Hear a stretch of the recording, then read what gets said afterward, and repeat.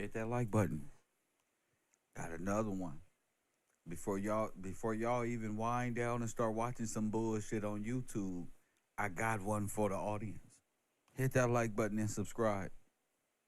I got one. And I'm starting a little early. I thought I was late, but I'm a little early. Forget all that. Forget all that. I found the Hellfighters. Press one. Your boy Kev Gills was sitting right here having an epiphany. No, no, no, it wasn't Compton cuz. He didn't tell me anything. Press one. He is nowhere to be found.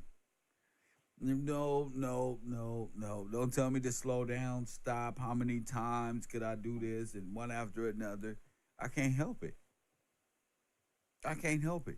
See, when I don't got the stress and worry about how I'm gonna relay it over to the men, when I know the fellas is just sitting back bullshitting, now I can just fly.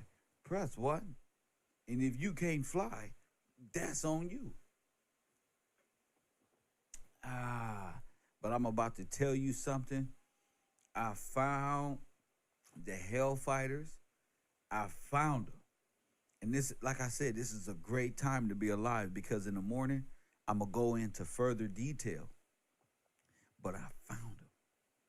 I found them removed off this land, which is illegal, which no people can be removed and fight for foreign nations. So I already was able to break that down that they couldn't have signed up to fight for who? Italy. No, something ain't right here. Press one. Because we know that Italy were fascists. There was with the Turks and the Albanians and the black Nazis as well, the black fascists. Press one. No, don't run now. Don't run now. Tell them niggas, don't run. Kev got him by the collar, y'all. I got him by the collar, see. See, I got Harry S. Truman. Look, the Moore. Press one. I got him. Press one. I got y'all. Look, Walt Disney. Look, what? The Moore. Press one. And you too, buddy. Press one. Now y'all gotta understand what this is. KevRow ain't playing with none of this. I told y'all, y'all not gonna get no rest. Hit that like button and subscribe. I told you. I told you they work for your cousins and them. They work for your cousins and them, remember? I'm not letting it go. I'm not letting nothing go. Because I told y'all I was gonna prove it, and that's exactly what I'm gonna do. Prove it. Not that I didn't prove it before, but why not just drive that dagger in? You know what I'm saying? So the Moors can't say, man, Kev over there playing, man. Press one. So the Moors can't say, oh man, Kev over there playing, man. Press one. That's the president. That's the entertainment company. That's the army. You can't fool me.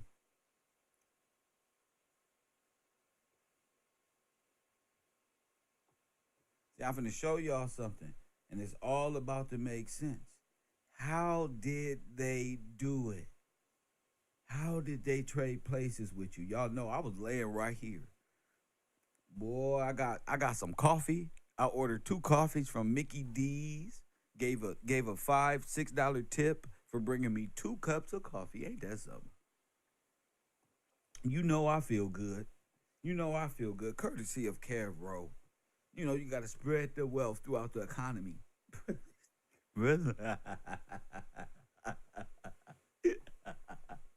You got to spread the wealth throughout the economy. You feel me, Jamie? Talk to me, I talk back. But I was breezing through the internet and I was sitting here wondering, how did they do it? How did they get our brothers to turn and disregard themselves? Press 1 and join Italy. How was that even possible? See, they lied to us, family. And I want y'all to know tonight that we gonna get there with you. We gonna get to the promised land. They sitting up there lying, working with the ops and the Italian and the French. Bro, and they embarrassed to show up. The bays, where the bays at? Babies, kids. Come here. Come here, babies. Press 1. Woo-wee. Harry S. Truman little kids. Guess what I found, y'all? Y'all know I gotta get theatrical with this shit. Because it's boring the other way. It's boring. We take it too serious. I didn't want to let the fellas know you gotta step your knowledge game up, players. Let me see. Arabs? Nah. I'm finna take you. How did they get you into this?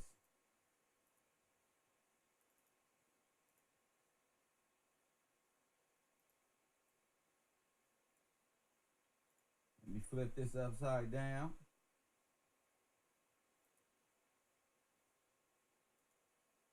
How did they turn you into a... Wait, how did... Come on, bro. A black Nazi. A black Italian. Press 1. How did this happen? Ha ha.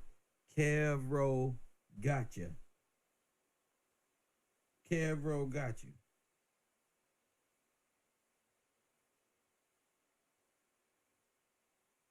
How did this happen? Well,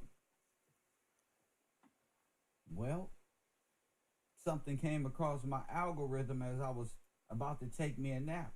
Would y'all like to see it? Of course you would. Now pay attention, because African Americans volunteered to fight for Ethiopia against the Italians' invasion in the early 1900s.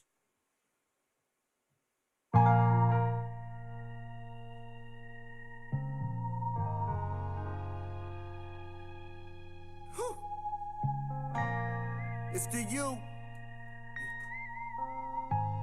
Kev Gills, I got you on me. Yeah, nigga. Yeah, man. Welcome to the U, have a seat. The only professor applying pressure when he teach. Big cloud in these YouTube streets. I cheat like Wiz Khalif. Call it in if you gon' speak. Press 1 when you checking in. I got the merch, cop a coffee, a cush shirt. Support the brand, if you support the men. With the spirit of Steve Coakley, they can't hold me. Back them down and fade away on them like I'm Kobe. Only straight shooter on this computer. Who else you know gon' bring it to your real truther? Hallelujah. More haters, more moderators. Get yourself timed up for making outlandish statements. Yeah, ain't no playing. Bungalow 54 is where you'll go with the herd. I got no patience. Either for God or you love Satan. It's reclassification over entertainment. It's for you. I tell you, champ. Everybody wanna have a school, but it's for you. Care less what a hater say you do. It's for you. Press 1 if you support. If you don't press 2, it's for you. Teach nothing over here but the living true. It's for you. Press 1, press 1. Press 1, press 1. Press 1, press 1. Press 1, press 1. Press 1, press 1. Press 1, press 1. Press 1, press 1. Press 1, press 1. Hey, Everybody wanna have a school, but it's the you. Care less what a hater say. I know y'all see it now, don't y'all? Alright. Press 1 if you support. If you don't press 2, it's for you. Told you I was gonna bust them up. Over here but the living true. It's for you. Come here. I'm like Scorpion out here. Get over here. And press what? Yeah. They already beat you. I won already. It's the you. I already won. I really don't got to get on the internet and say nothing. Just really Thanos snap and play the video. Press 1 because I beat you already. You see, I know what happened. I just didn't know when it happened. Press 1. See, we got it all down, the theatrics, but where did they come off this land? And when did they? And then we know that they fought for what? Italy. Now that's strange they will fight for Italy in the war and be handed over to Italy on from what the United States government is saying when Mr. Gillespie has them volunteering to fight for Ethiopia. Yes, sir. So how are they fighting for the same people for opposite ends of the spectrum? Press 1. Y'all ready to see? We kicking. How is that even possible, Mr. Music? Because Mr. Gillespie don't told you the truth. Now look how, if you stay with the truth, now look what you find. Look what's in my algorithm, bruh. Now let's listen. Take your notebooks out. 150 pounds. Height. 5'3". Just what is your profession? I'm a physician. Physician. And then why would you want to go in Ethiopia? Well, I feel it's my duty to give my profession and, if necessary, my life in the cause of Ethiopia. 37. 37. What is your weight? 150 pounds. Height. 5'3". Just what is your profession? I'm a physician. Physician. And then why would you... Press 1. Now, you know what I did. I jumped my ass right on that internet. Press 1. And I said, wait a minute. Ain't no way. In the early 1900s, niggas is signing up to fight with Ethiopia because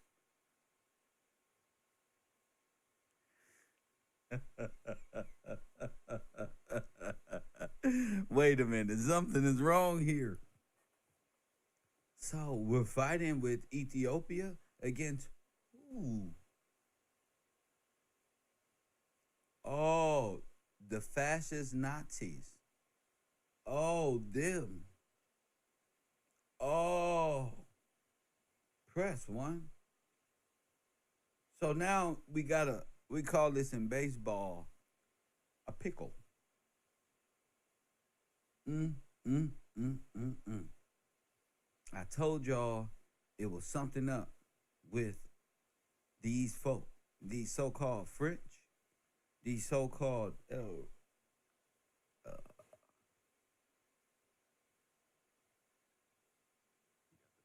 these so-called Italians, and this is the same folks. So I didn't understand how the Hellfighters ended up off the land committed to Italy and then end up fighting against Italy in Ethiopia, in Africa.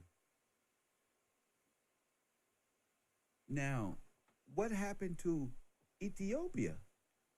Did they surrender? What happened? Talk to me. Press 1. Yeah.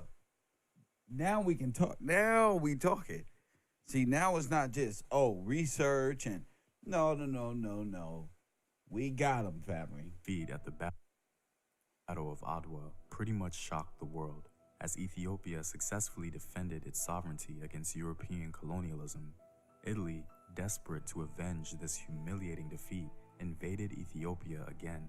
With Africa being swallowed up by the ills of European aggression, the second invasion of Ethiopia stirred the very soul of Black America, lighting a fire under the Pan-African movement in the 1930s. Oh my God. Oh my God.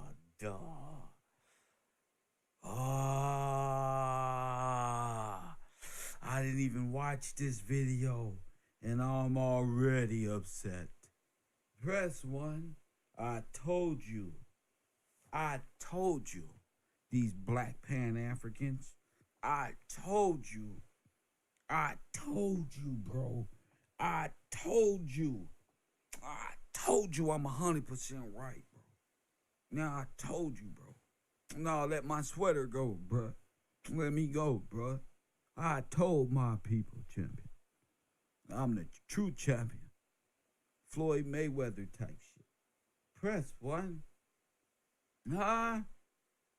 Let's hear it again. One more time. Ills of European aggression, the second invasion of Ethiopia stirred the very soul of Black America, lighting a fire under the Pan-African movement in the 1930s. And guess who was that? Guess who was that? Guess who was going on? Press 1. What? What you say? What? Bruh, what? What time frame is this? Kev Gills, right now, give me all my credit. I want all my. Who did this? Busted. You ain't got no choice but to call in and to distract. I know we close. I knows we's a close boss. I knows, and that's why I got my ass up early this morning. Start fucking y'all up early like Neo. I came to the court early and started kicking y'all ass. I left, came back after 1 hour, came back and picked up right where I left off. Ain't not even a piece of sweat. Like Neo, just beating you up with all type of sticks and stones that you worship. Press 1. And now I just came back for the ultimate. You thought that was a tiger uppercut. Wait till you see this slingshot. Press 1. Wait till they see the slingshot. That's how you gotta get them. You gotta make sure ain't no get back. You feel me? The Moors was trying to research everything in the first period. They was trying to research and trying to combat. Then I came back again and invalidated their whole research, because now they got to go even deeper to try to make up another story. Now I just triple back. Nipsey said we double back if y'all coming back out when they do drive-bys. But Kev Gills is tripling back around, making sure them niggas just laid out there. Ain't gonna be no candles out here. In memory of nothing. Press 1, just smashing them. Ain't no get back. There is no debate. You feel me say it? Now I win. All we do is win no matter what. That should be my theme song. Press 1. Now, I'm undefeated though. Press 1. Don't be mad at me. That's all I got to say. Don't be mad at KevRow. Now listen up, chump. The Pan-Africans sold you out. The Pan-African Moors were working with Mussolini and them, and the federal government knew it. Matter of fact, it was a ploy. It was a trick. Press 1 to get you involved. Press 1, then they know this. Man. Colombo. Yeah. I don't graduated, Woody. Why y'all blocking us? Baller blocking us. You niggas can keep trying. Ain't no stopping us. Press 1. Damn. Kev done found the Hellfighters, and guess where they at? Guess who double crossed us? Oh my goodness. You just wait. Just wait. Damn, that sucks, huh? Brittany was like, damn, that's fucked up. You know what that mean? Woo, Kev was right about these damn people on these islands. Damn, straight piracy. 400 years. Get your ass back over there. Press 1. You gotta do them like that. Don't ever let these people take you for a sucker. You see how I like play possum? In Compton, cuz, brother, what? I was just over there pretending. I was just playing. You feel me? I could do laps. I can fall back 7 years. Still ain't no one ahead of me. Press 1. That easy. Just you got to keep a constant pace like the turtle. You know, like the Indians. Press 1. You got to keep that doop-a-doop. And see, I can take a nap and still pass you right back up. Don't matter. Doesn't matter. You can call me boastful. You can call me whatever you want. But I just proved to my classroom that the Pan-African movement is, in fact, a slave movement. Press 1. Now that's some other shit. A straight slave movement. Swallowed up by the ills of European aggression, the second invasion of Ethiopia stirred the very soul of Black America, lighting a fire under the Pan-African movement in the 1930s. Ooh. Hey. Busted. What up, African world? It's Home Team here, and welcome back to another video of African history, culture, and worldview. By supporting this channel on Patreon, you're helping in the creation of these videos and supporting this content. If you like access to full courses and sources, or you simply want to show your support, you may do so by clicking the Patreon link in the description box below. Even though many people groups... That's what they don't want to tell us. They help destroy us. So they set up these science, artificial, metaphysical centers to make us deny ourselves and deny our responsibility in law, in worship, and be lost in time immemorial when the Spanish Moors ruled the earth. By way of who? Across the globe protested Italy's second invasion of Ethiopia. Black Americans were particularly vocal. We mobilized like no other in the 30s in defense of what we saw as Africa's last kingdom, in a sense. Ethiopia was a pride to Black people. Nah, bro, a kingdom that we built. They was under threat, under territory. That's all. They was under threat. They're not the last kingdom of Africa. Y'all people would say. Nah. No. They pirates. All over the globe. And they stole something that is called, and they gave it to Europe. They gave it to the Queen. Haile Selassie gave them, remember the Ark of the Covenant? Remember? They was calling him the Lion of Judah. But because he did what? Come on, G. Kev on him. In that time, Black Americans drew inspiration from the ancient and classical literature concerning Ethiopia. As the only nation in Africa to significantly halt European ambition, Ethiopia very clearly became a symbol of Black pride for the diaspora. As many of us know, historically, African Americans have been largely Christian, or at the very least, they descend from a Christian tradition or worldview. This Abrahamic disposition ironically increased their love for Ethiopia, as there are many positive references to Ethiopia in the Christian Bible. Black preachers all across America would correlate the Do you hear this? mention of Ethiopia in the Bible to Black people. This allowed Black Americans to view themselves as contributors to their religion and place them in the biblical narrative. Dr. L.K. Williams, president of the National Baptist Convention, condemned Italian imperialism and encouraged Black America to aid Ethiopia in any way they could, because he did not want to see the last Black empire, as he said, lose its independence and its culture. The Fraternal Council of Negro Churches with... Oh my goodness, it's time to wake up, family. You see? It's time to wake up.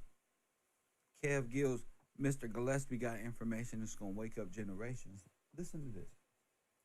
Leaders from 9 principal Black churches passed the following resolution.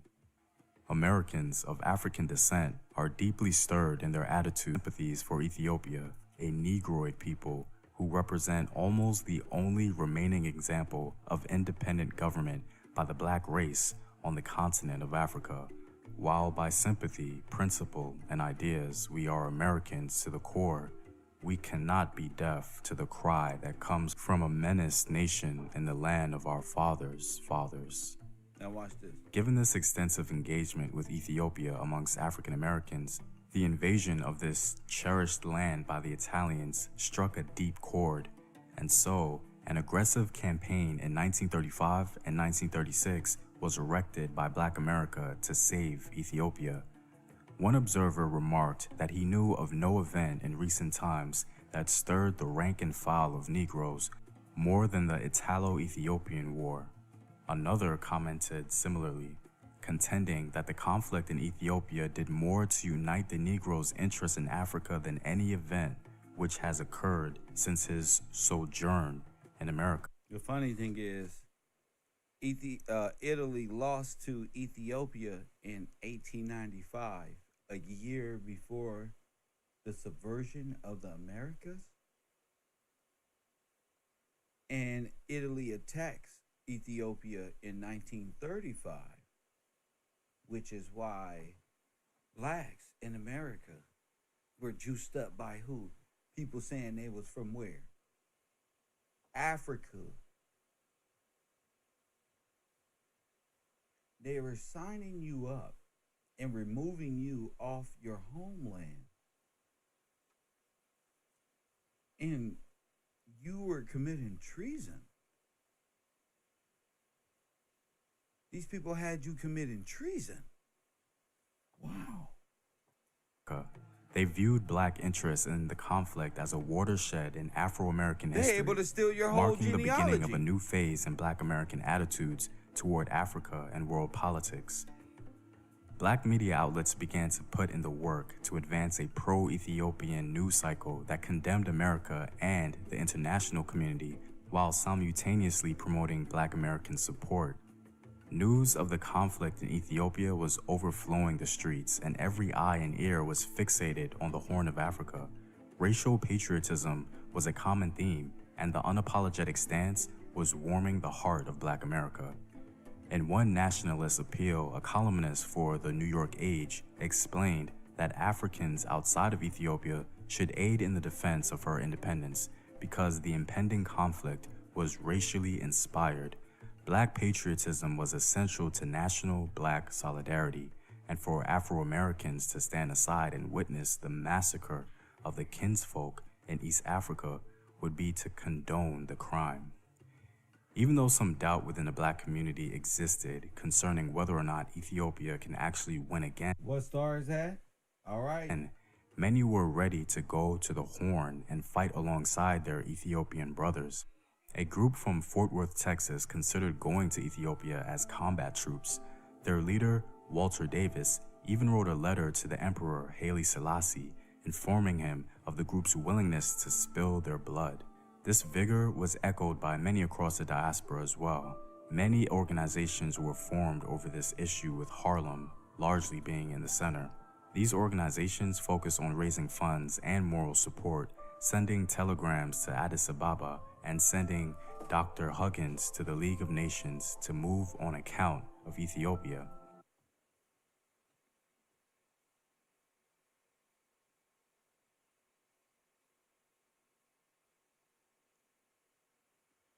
Was Ethiopia a part of the League of Nations? Oh, shit. Ooh, the stolen valor. Insane. In his petition, Where's the World Fairs? Oh, shit. Oh, shit. Dr. Huggins requested of the world to stop Italy and made the argument that an Ethiopian defeat would be a setback for millions of Black people in the Americas, and also that this crime would imperil world peace by What? made the argument that an Ethiopian defeat would be a setback for millions of Black people in the Americas. Dr. Huggins to the League of Nations to move on account of Ethiopia. In his petition, Dr. Huggins requested of the world to stop Italy and made the argument that an Ethiopian defeat would be a setback for millions of Black people in the Americas, and also Lure them out to war one more time. Once they do what they're supposed to.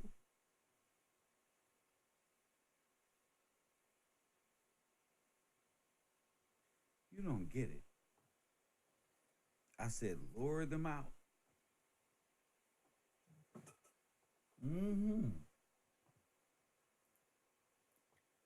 if we beat you, we both win. Because they got more resources than everybody. You follow me? I'm beat you up. Your friends come. Me and you, we win.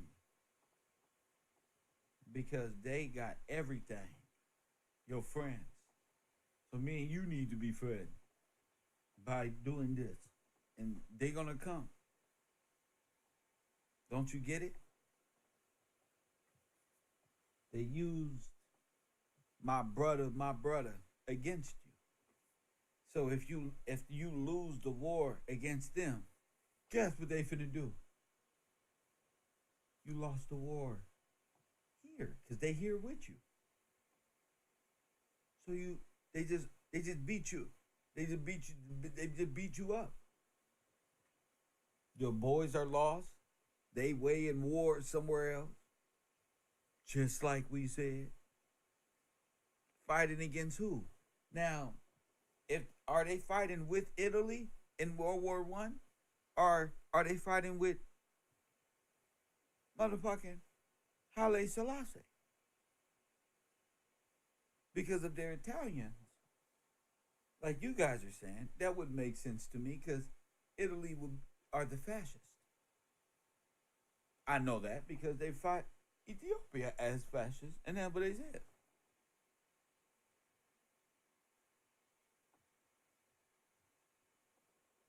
So I'm trying to think beyond what the American view is. Did you fight with them and lose the war?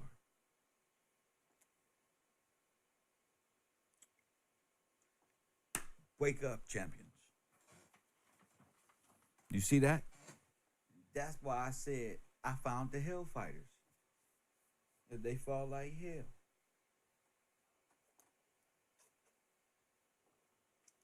And then once they lost the war, they became under the control of what? Italy, Nazi rule, the church.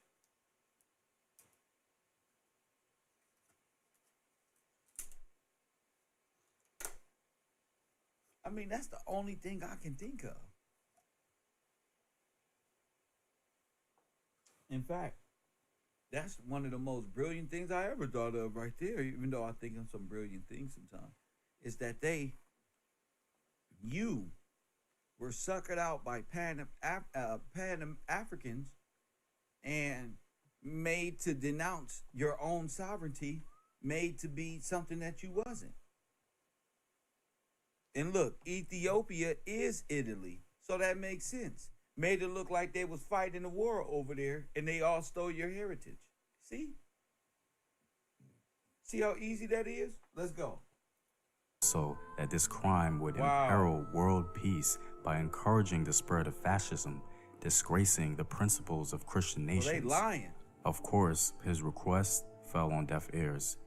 Even though Ethiopian ambassadors helped in unifying many of the black organizations, politics rendered their efforts futile.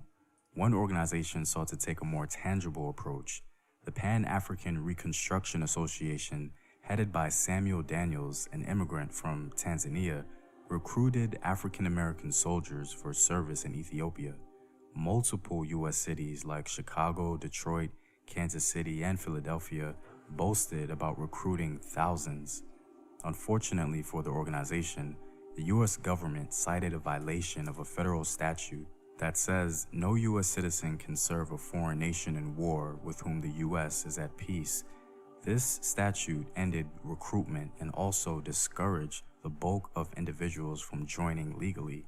Many of the attempts to aid Ethiopia became difficult, not because of the lack of effort or unity and organization, but simply money. The 30s especially was hard on Black America as the Great Depression worsened their already wealthless state. It became increasingly clear that raising funds amongst an impoverished people barely managing to survive themselves was an impossible task. Black America had the right spirit to fight for what they believed to be their sacred land, but the lack of capital became their kryptonite. Also, the racial controversy of Ethiopian opinion of Black America stirred the pot in the opposite direction, as questions of solidarity from the soil of the Horn apparently wasn't satisfactorily dispelled. The failure of the Ethiopian Black American Coalition may have had a lasting effect on Pan-Africanism, some of which may be seen today. Anyway, I'm all out, guys. I'm hoping you learned something about the history of Black America's support of Ethiopia in the 1930s. If you like these videos and want to help in its continued production, Wow. Look. The Italian invasion of Abyssinia, 1935 through 1936. Abyss. At 5 a.m. on the 3rd of October 1935, Italian forces crossed into Abyssinia, modern-day Ethiopia, signaling the start of the Second Italian-Abyssinian War. Whoa. The war's outcome would not only change the face of Africa, but the political rifts it caused between the fascist nations and the democratic nations would contribute to the beginning of the most devastating conflict the human race has ever known, the Second World War. Damn.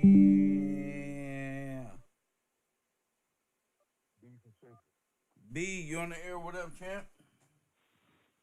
Kev, I'm checking the class out and talking about Ethiopia and Italy. I looked it up and I found something I want to read real quick about Ethiopia and Italy. Go ahead. It says in 1884, Negus Menelik II signed the Hewitt Treaty with Britain, granting Ethiopia access to the British sphere of influence of the Nile. Additionally, in 1889, Menelik II signed a treaty with Italy after Italy's takeover of Etruria, aiming to foster a positive relationship between the two nations. Historians have highlighted this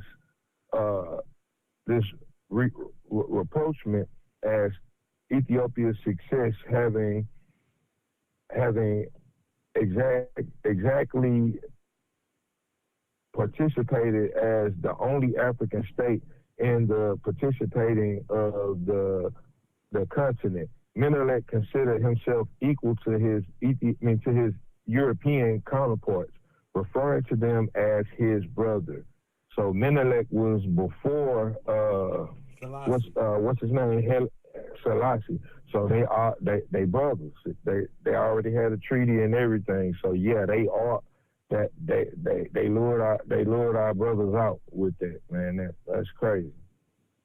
So you are absolutely correct. And What does that I mean? was like, wow. That means that 1884, before all of this transpired, they already had a treaty. Italy and Ethiopia had a treaty. So it looks like they derived a plan to get America into a war or get our brothers out of the country, like you were saying. So it's proven that they were already in cahoots with each other, Italy and Ethiopia. And like I was saying, what I call black Nazis, they're pretty much like the black SS, the black arm of Italy, and the fascists, which end up taking over America, and they are Black Death, in my opinion, because they are part of the regime that infiltrated our people. Yes, sir. Because if Italy is yes. right, because if Italy is fascist, which you showed us as fascist, or the Nazi regime, then they calling them their brothers. That mean that, hey, y'all got the same father. You are Nazis. You black Nazis. So yeah, that's proven it. Yes, sir. And I don't want to hold up but I the wouldn't call class, them Nazis because Nazis wasn't around at the time. Germany wasn't established till what year? I mean, incorporated. It was incorporated in 1949. In where? Frisco? Uh, I have to pull back my notes and check that out. But I know when we was looking at all the different countries and when they were incorporated or founded, how they were saying it wasn't founded as Germany until now. Okay. So they were like. I got you. Let me get to the next caller, B, and call me back. Call me back, champion. Please call me back. Yes, sir. My man. Yes, sir. Call from Al. What up, Al? What up, man? Coffee and Kush TV, you on the air. What up? Hey, what up, friend? Hey, I was calling to give you a props. You be spending some information that other cats don't even recognize yet. And I listen to a lot of cats, and they don't even bring the information the way that you bring it, whether it's Moors or the Aboriginal brothers or the so-called Indians or whatever they call themselves. I just called to give you a prop, G1. Well, thank you very much, champion. Thank you very much. Thank you very much. Thank you very much. Anyway, you can even tell by the Russian Turk-like attire, these are the same attires, bro. And this is what they was calling Buffalo Soldiers, bro. And I found out these dudes was with the Russian Italy, bro. These motherfuckers was with the Imperial Guard. I said, no fucking way. No fucking way. So what we dealing with here is a huge betrayal. This betrayal is worse. This is what the white man was allowed to use. They pretty much gave them your names and all of what they were in treaty to uphold. This is crazy. You talk about a double cross. I would never thought. I mean, when I see Morris World TV and these dudes, but now I see like, damn. So y'all are with them, and y'all claiming the white man or the American white man did this. No. You did this. There's no such thing as no American white man. For white people are a collective of 50 nations. You're white. You're from the Sudan. You come here from Africa by way of the diaspora. You're white. And you're here just like every other immigrant to take advantage of this system. Because that's what it's there for you to do. For you to do, not us. You. You feel me? You got to understand that the Indians are them as well. Carimio and all them, the Germanic tribes, they all nationalized themselves and became Indians here.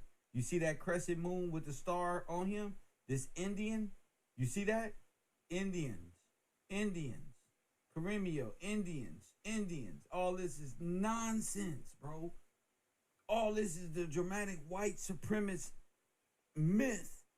And actually, this is Germanic and worse than what the Nazis did. And this guy even knows his bloodline is just all over the place. Look down here. His family tree. Caucasian. He said, how did a Caucasian and the Indian make a Jew? So he knows he's just trying to claim things that's not his at all. Because he has no birthright to nothing but a YouTube page. You feel me? Hit that like button and subscribe. So we dealing with a real theft of Arabic Sultan Mohammedans' belief system, who believe in rocks and stones. Okay? Period. And sticks and stones. And y'all all together. Okay? Y'all all together. Okay? God body along with the Russian Jew. Okay? By way of Italy, both of you. I bet you Italy and Ethiopia sitting right there on top of each other and they have breakfast every day. I bet you that shit look like North Carolina and South Carolina. Press one. Now that I'm getting a better idea about theft, now you starting to realize, wait a minute, these bays and moors are all a part of this? You goddamn right. The people who call themselves Jamaicans, that ain't no new word. That ain't no island term that's been around thousands of no damn years. The word Jamaican ain't in the Bible or nothing like that. Are you crazy? These people are Ethiopian, Haile Selassie, and even then, that's incorporated conversation because that's going back into these people, the Sudanese and much other tribes. Look at that hat. Look, Italy, Nati. Look. Told you.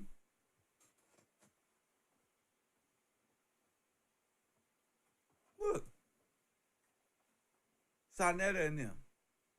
Black News 103. Hit the like button and subscribe. So they can't say they're not a part. We just got a greater understanding now on who they are. Once you get a greater breakdown of the science behind who they are, and then you got it. You feel me? So actually, when you look at this stuff, you're supposed to be looking at this from a different level, family. Not from their level. Hell no. Listen to this.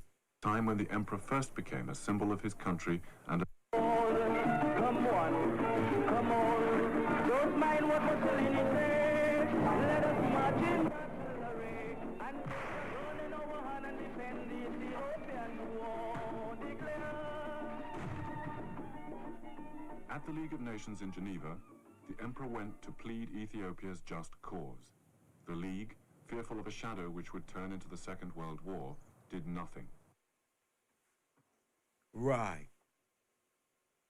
Well, so while you going through the Holocaust, he going to the League of Nations for what? What the fuck? Look at Brittany. They're under the order of the Holy Trinity, represented by the Crown Council in Washington. Damn. Look. These ain't our people. This not a real sovereign. They created him. Shamefully, the great powers left Ethiopia to Mussolini and the emperor to lonely exile in England. Exiled in where? England.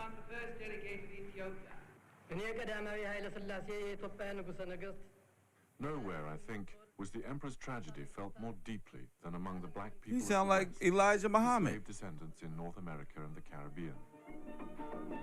Press one. He sound like, oh my goodness. From the Caribbean of the West, the slave descendants. Oh my goodness. He sound like, oh my goodness. Nowhere, I think. Oh my goodness. Felt more deeply than among Is that my? Oh my goodness. Oh my goodness. Oh my. Did I tell what? What you say? What? Oh my goodness. That's who that is. Oh, I'm finna fucking fart right now, and I don't give a shit. Press what? Hit that like button. Subscribe. My stomach hurt. Do you know what that means? I'm finna. Oh my goodness. They robbed us. Oh my goodness. That's why he looked that way. He looked. Oh.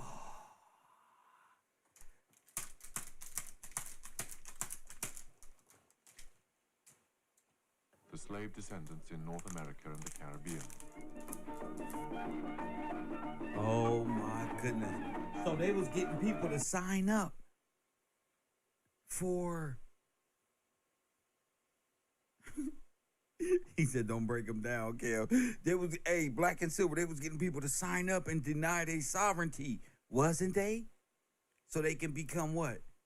Sovereign, God body, Moors, Islamic, Rastafari. Oh my goodness. Oh my goodness. Oh my goodness.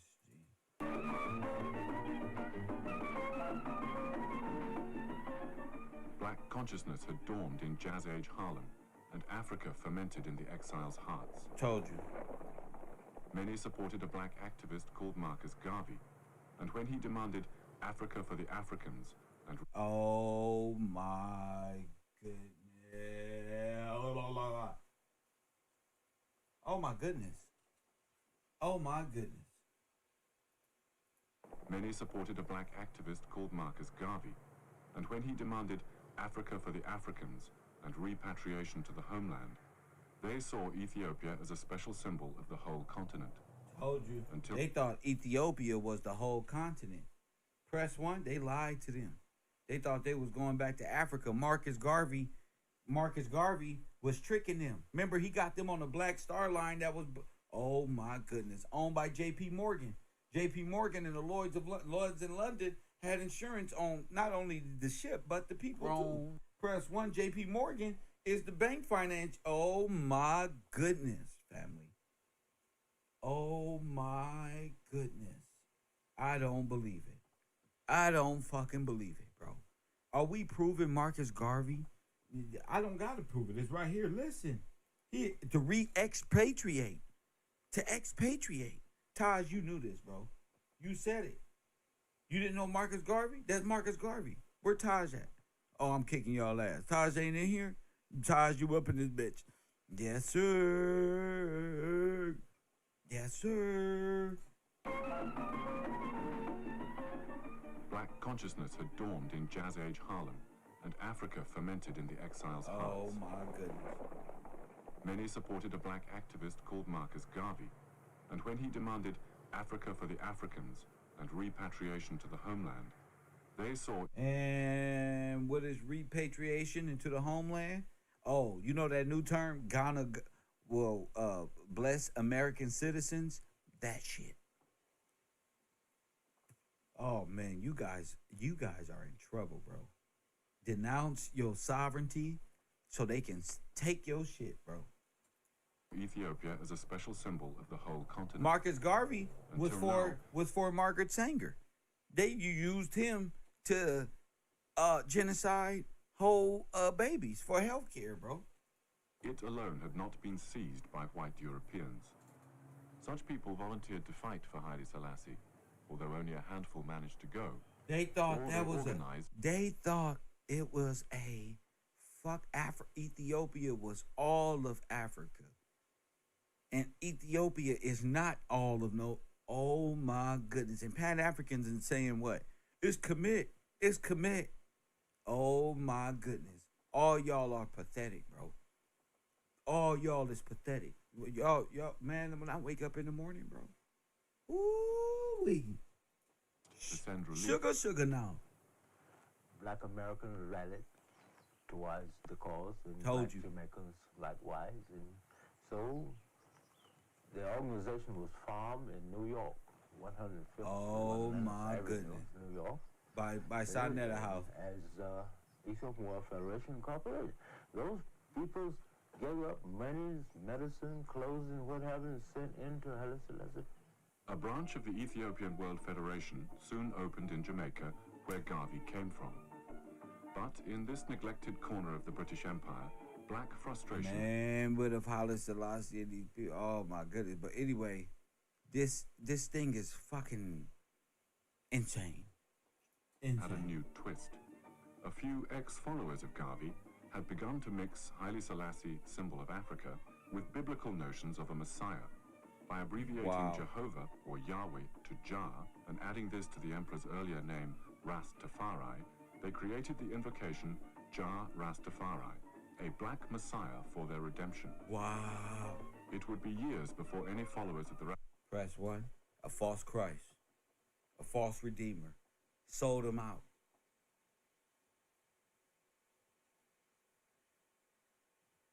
sold them out.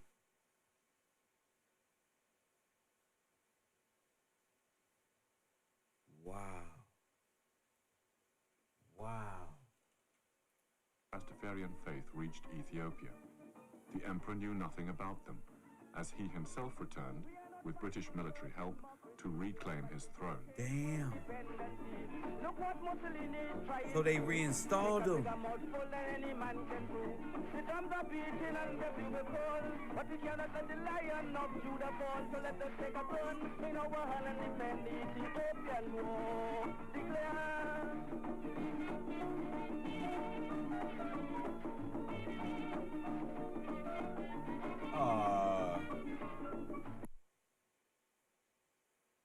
I don't believe it.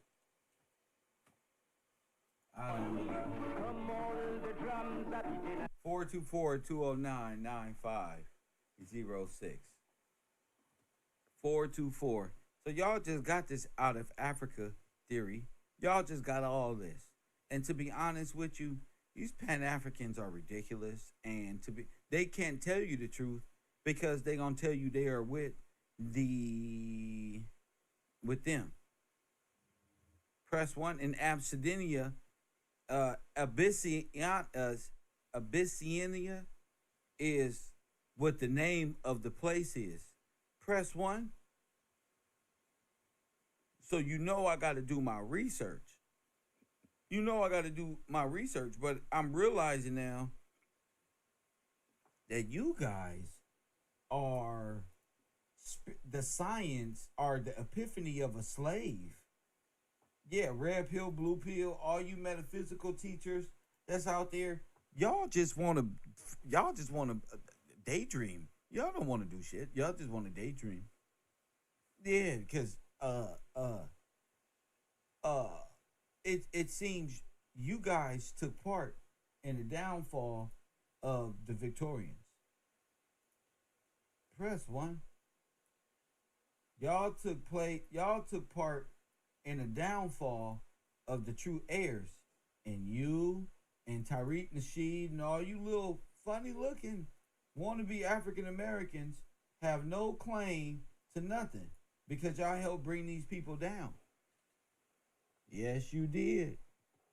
Yes, you the fuck did. And y'all claim Pan-Africanism and Garveyism and all of this. And y'all see Dr. Umar is a fool. A fool. Y'all, but y'all like the daydream. Y'all like the daydream. You don't want to know about the ancestors. You want your ancestors in Africa doing African dances doing hula hoop dances over there or some shit. Because you don't want the responsibility. You don't want the ugly and harsh truth that your people was genocided right here in America. You no damn slave. We don't even look like them. We don't dress like them. We don't act like them. We created everything here. And this downfall of our shit just happened. Our names are still in effect. So it's a shame that brothers must not be tied in like I am. Cause my heart, my soul, bro, my genetic makeup pumps this information. That's the cold thing about it. If you ain't pumping that, maybe you ain't got no attachment to it, or maybe you were just here trying to subvert, and now I'm in a place where you can't subvert because I'm past that.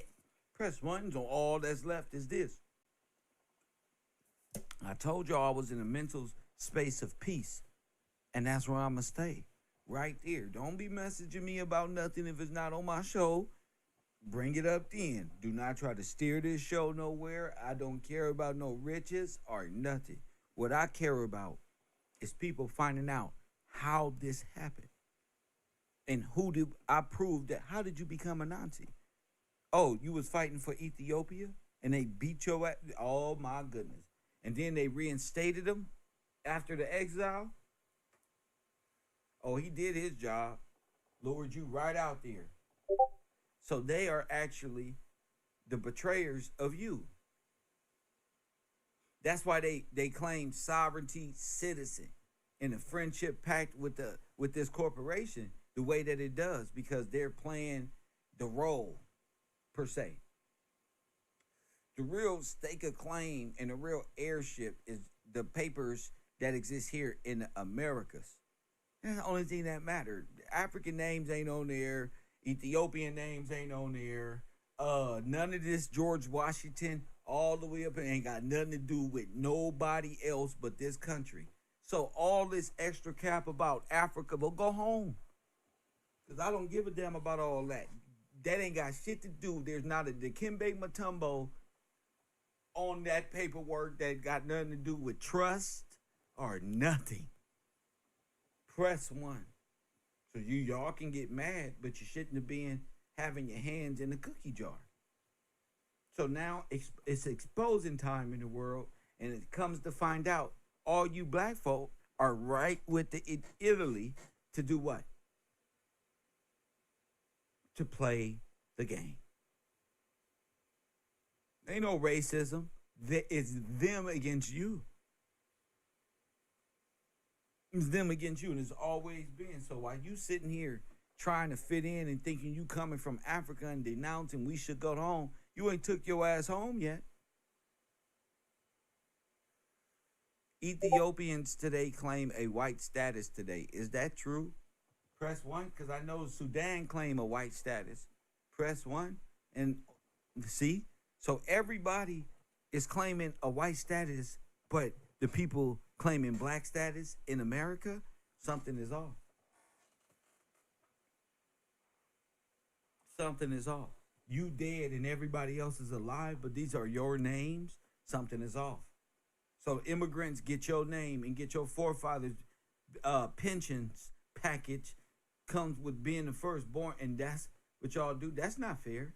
Y'all need to go home and worry about your own African pension. Oh, they don't got none. Oh, and the Jewish pension. I don't know. Y'all need to go home and figure that out. But it's coming to the fact that the only true organic Americans are the Negro. Latinos are white on paperwork. Asia, everybody's white, bro. So ain't nobody, when it's all said and done, ain't nobody gonna say, I ain't do nothing. No, you did. No, you did. You did. There's nobody who can't say they didn't take part in the genocide and the raping and pillage of who you call the African American people, who I call the Victorians, who was robbed and pillaged by the 50 nations that's written on Tupac stomach. Press 1, the League of Nations. Hit that like button and subscribe.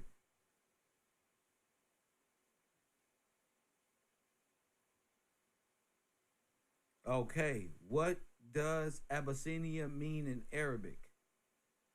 Press 1. Y'all ready? Y'all ready now? Y'all ready for the truth? Hit that like button. I told y'all, support the real. Support the real. Don't be ashamed to support KevRow. It's okay. Press 1. It's sweeps week. It's sweeps week. I did so much today, I may not have to come on the computer tomorrow or the next day. Or the next day. Because this is some powerful information. And sometimes you got to let the community breathe again, like Tony Braxton say. Hit that like button and subscribe. I don't know why I be coming up with this music genre like that, but I be banging. So check this out, y'all. This going to be great. This going to be great. Okay?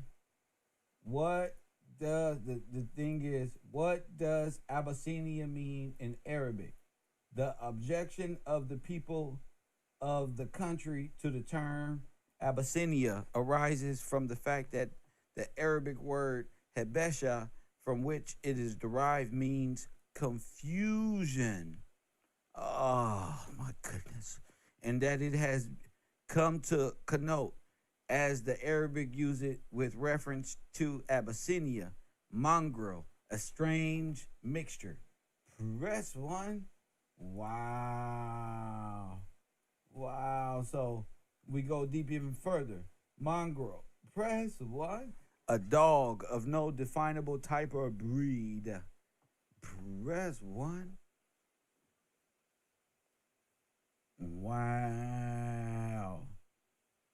So to be honest, man, It's just unveiling itself. We were used as a obstacle to destroy us. Press one. The Second Italo-Ethiopian War was exceptionally brutal. Not very long, but definitely brutal.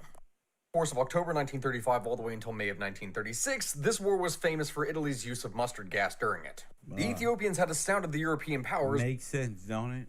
That's crazy. Mustard gas, and we were hit with what? Agent Orange, which is what? What color is mustard? Yellowish orange, Agent fucking Orange. Come on, family. You know, it's only so much that I can say and encourage brothers. There's only so much that I can do, but I'm going to keep doing my research for the ladies, of course, and the people who contribute to this program. And, you know, I'll be back in the morning with more research. And if not up the next day, but it's really just about research now pertaining to what I'm discussing. And that's it, because I got a free mind, a free heart. I'm free. And I don't got the confines of everybody that a lot of these other people got. So I'm allowed to think on this and be okay with that. I never thought we would get this far, but we are extremely far. Like, wait a minute. The Jamaicans? Unknown caller. The Rastafarians are the Jamaicans yes. And the Haitians are the French and all. Yes, bro. Coffee and Kush TV, you on the air? What up? Hey, Kev, I couldn't let you get out of here without sharing one more thing. I sent you a picture. I sent you a picture of Haile Selassie kissing the hand of Queen of England, and it's got something at the bottom. It said, I'm going to go ahead and read it for you. It says, Emperor greeting, planning a courtly kiss on the hand of Queen England II. Emperor Haile Selassie welcomed the Queen. The English ruler of England. He kissed the ring. He kissed the ring. Yeah, he kissed the ring, bro, and they got him kissing the ring. Yeah. And it says he welcomed the English ruler to the London's Ethiopian embassy. Selassie, who recently received the Order of Garter from the Queen, was also present at the honorary Oxford law degree. Wow. So he's a part of that. He kissed the ring. They got on the picture. They got him right there kissing the ring. So they bowed down to the monarchy. Well, yes, sir. Yes, to the new supreme deity.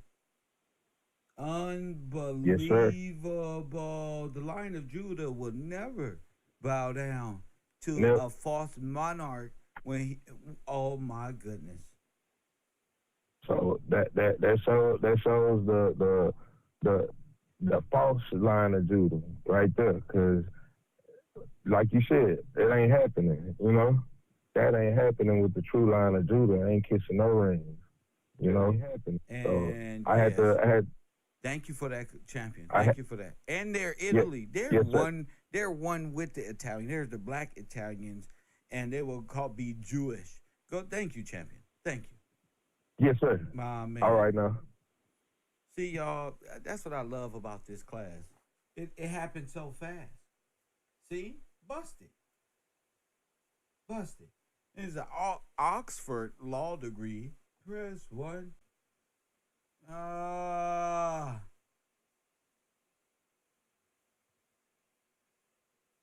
Busted, man. Busted. So I'm going to let my brain rest for the night. And I'll see y'all tomorrow, if not the next day. Unknown caller. We got another caller. Y'all better keep it going. You better keep it going. That's all I'm saying. Hit that like button and subscribe. 404, you on the air. What up? Travis Scott, speed, bro. Yeah. Hey, he just now said something, and it just now hit me. He said the Order of the Garter. Yes. The Order of the Garter is the Red Cross. They go back to the St. George's Cross and everything. everything with that, like George and the Dragon and all of that, all of it goes back to that. Is allegory, so I hesitate to even throw it in the mix. But that's like, you know, the Red Cross being St. George's Cross and everything, the Order of the Garter. That's Magna Carta. See, that's what they're claiming. That's what they say. You know the truth. Well, I'm just saying that's what they're claiming. You're saying the Order of the Garter, but they're just the remnant circle encompassing the contract. So that they're just claiming George's position. That's all. And Haile Selassie is supposed to be the sovereign. So he's relinquishing power over to her, the queen. Just another actor, just another character in this huge script. You know what it is. But I'm saying it's deep down to the satanic level on a spiritual when you're in Christ. But thank you for the call, Taj.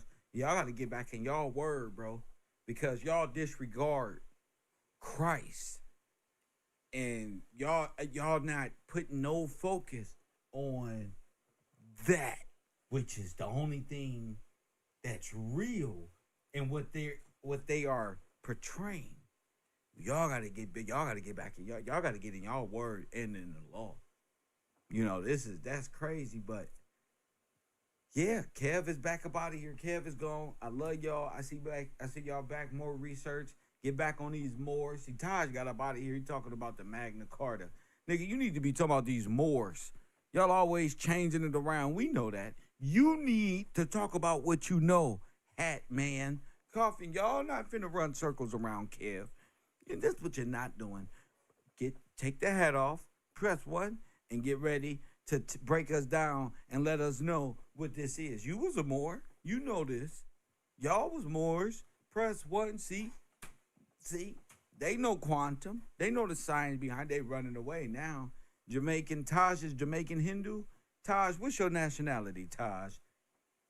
What's your name? You a Jamaican Hindu? Yep. Call back Taj. Let's ask Taj his nationality. Taj, call it in. Oh my goodness, that'll be hilarious. This will be the funniest day in America. Taj, what's your nationality? The women on your head. The women said you was a Jamaican Frenchman trying to change the subject. Rest 1. Unknown caller. Taj is calling back. He said, fuck that. Coffee and Kush, more rehabilitation program. You on the air. You on the air. The women said Taj is a Jamaican Hindu. No. Born and raised. My people's been here, bro. People been here, man. That's right. People come from North Carolina, Georgia, and Virginia, bro. They Geechee. Hey, no, that's South Carolina. That's South Carolina. That's Kwame Brown. Hey. Not. So you say, nah, bro, but you not? Oh, okay. That's what you call back, folks, to rebut that. You put me on the stand. Yeah, I gotta. She did that. Yeah, Brittany did that. I already know it was Brittany. Yeah, she said you was a Jamaican Moorish, a foreigner. I said, well, I gotta be honest. I'm just from the Northeast, man. You know what I mean? I grew up in the Northeast, so I grew up around a lot of Jamaicans, but I am not Jamaican. I got affinity for them, but I ain't Jamaican. Thank you for the call,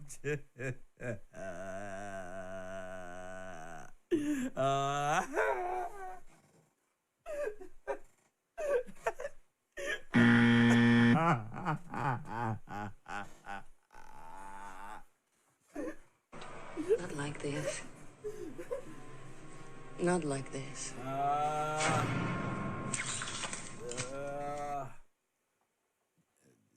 Taj got one of them big old African Oaxacan foreheads. Press 1 from Ethiopia. Press 1. Jeez, that's why that nigga was quiet today. Like, damn. He was quiet like Sid was when he found out about the Frenchman. Jeez. Where Marley at? Marley ran too. God damn it. These long hair dreadlock Rasta. Press one. Taj like, damn. This nigga. I didn't do it. Wakanda did it. They hear it in your voice. They said you trying to sound American and twist your hat sideways like you from the urban community. Nah, that's fucked up. Press one. But she said, Brittany said, your great-grandfather is Haile Selassie. Press one.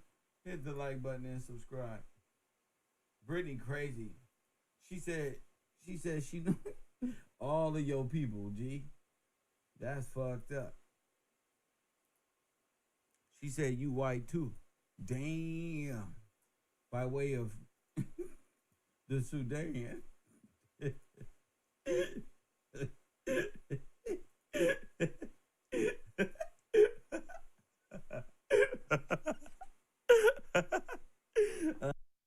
And that it has come to connote, as the Arabic use it with reference to Abyssinia, mongrel, a strange. The thing is, what does Abyssinia mean in Arabic? The objection of the people of the country to the term Abyssinia arises from the fact that the Arabic word Habesha, from which it is derived, means confusion. Oh, my goodness. And that it has come to connote, as the Arabic use it with reference to Abyssinia, mongrel, a strange mixture. Press one.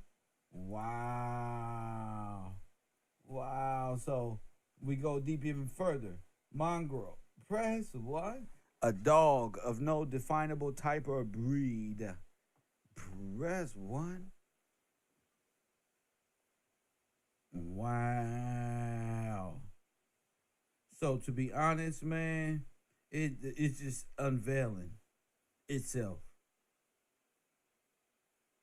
We were used as an obstacle to destroy us. Press one. The Second Italo-Ethiopian War was exceptionally brutal. Not very long, but definitely brutal. Course of October 1935 all the way until May of 1936, this war was famous for Italy's use of mustard gas during it. The Ethiopians had astounded the European powers. Makes sense, don't it? That's crazy. Mustard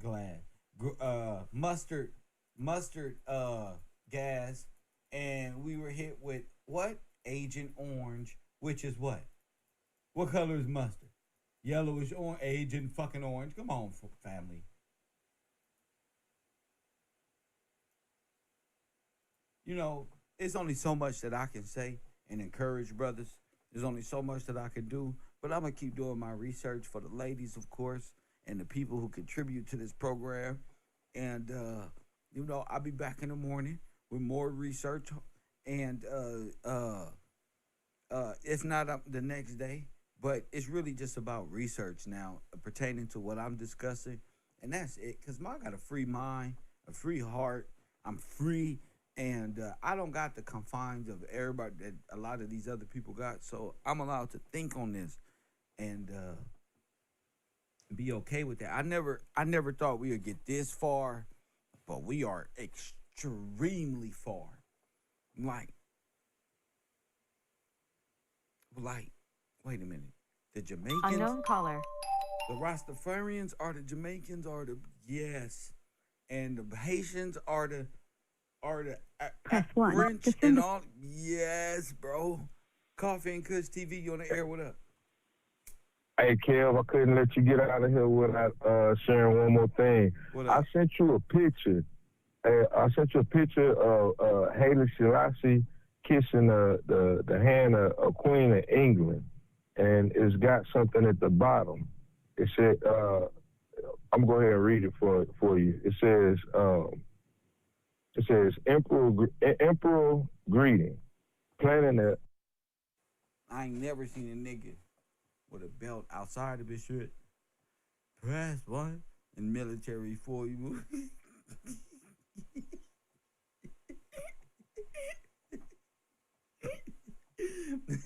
I would at least thought the shirt would be dug in. And press 1. Yeah, I think that white man, hey, brother, you wear your belt in the inside. Right there, right there. Lord have mercy. Y'all know you was born at the World Fair. Press 1. That's his Boy Scout uniform. He like, Dad, that's not how you wear a belt. Press 1. Where the Moors at? Y'all taking a hit today. Little man looking like, Dad, why we gotta dress like this? Press 1. Dad, that's fucked up. Why mama look like a pilgrim? Press 1. Why mama look like a refugee from the Sudan? Press 1.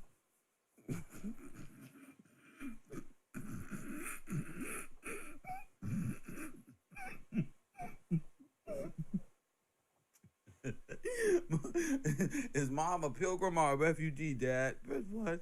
Why do you have a bowl of cereal cup? Why do you have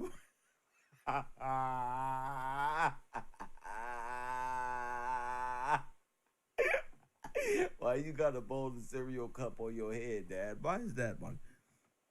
Hit that like button. Dad, are you a police or security? Press what? Why are you dressed like this one?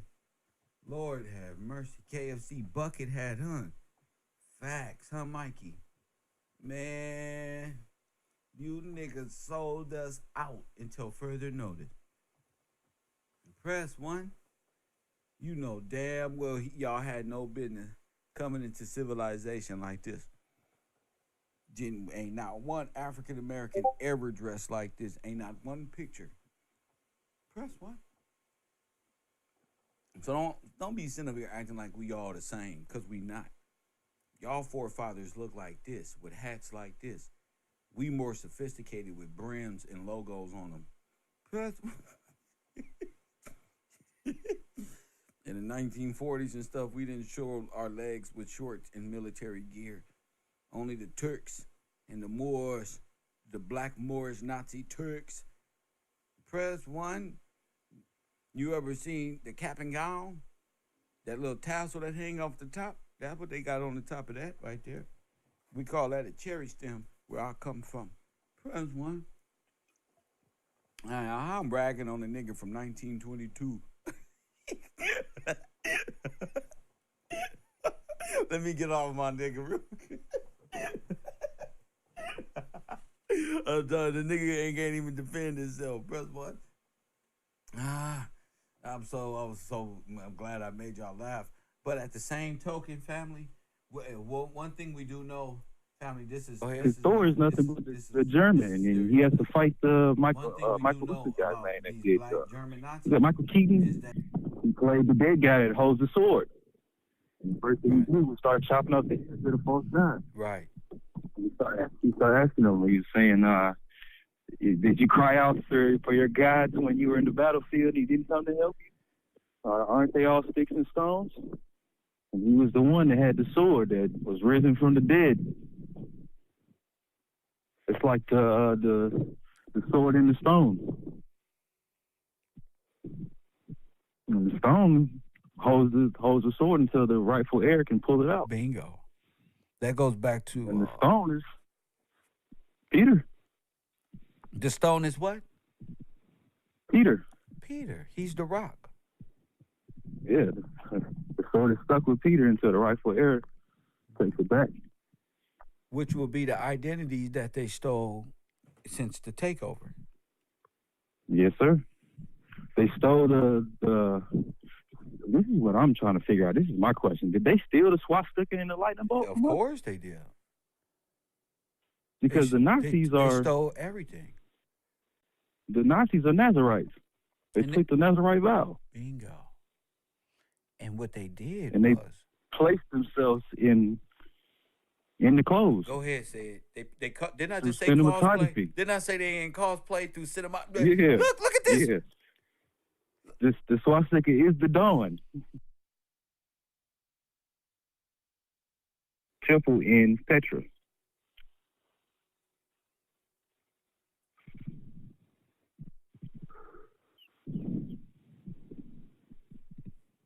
So maybe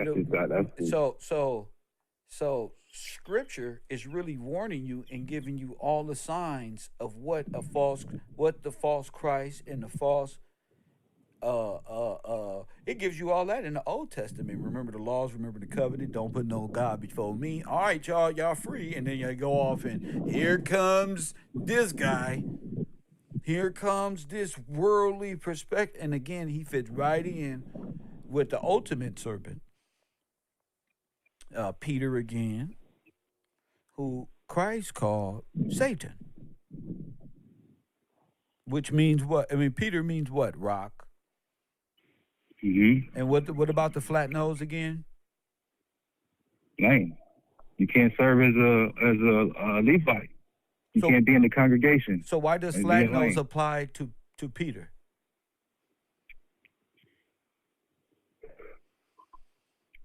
Was he foreign? Yes, sir.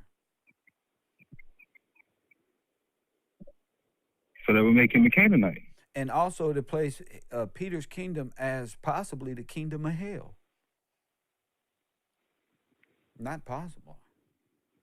If the deity Serapis is the Greek god or Egyptian god Osiris, this is what the Old Testament was warning you about right here.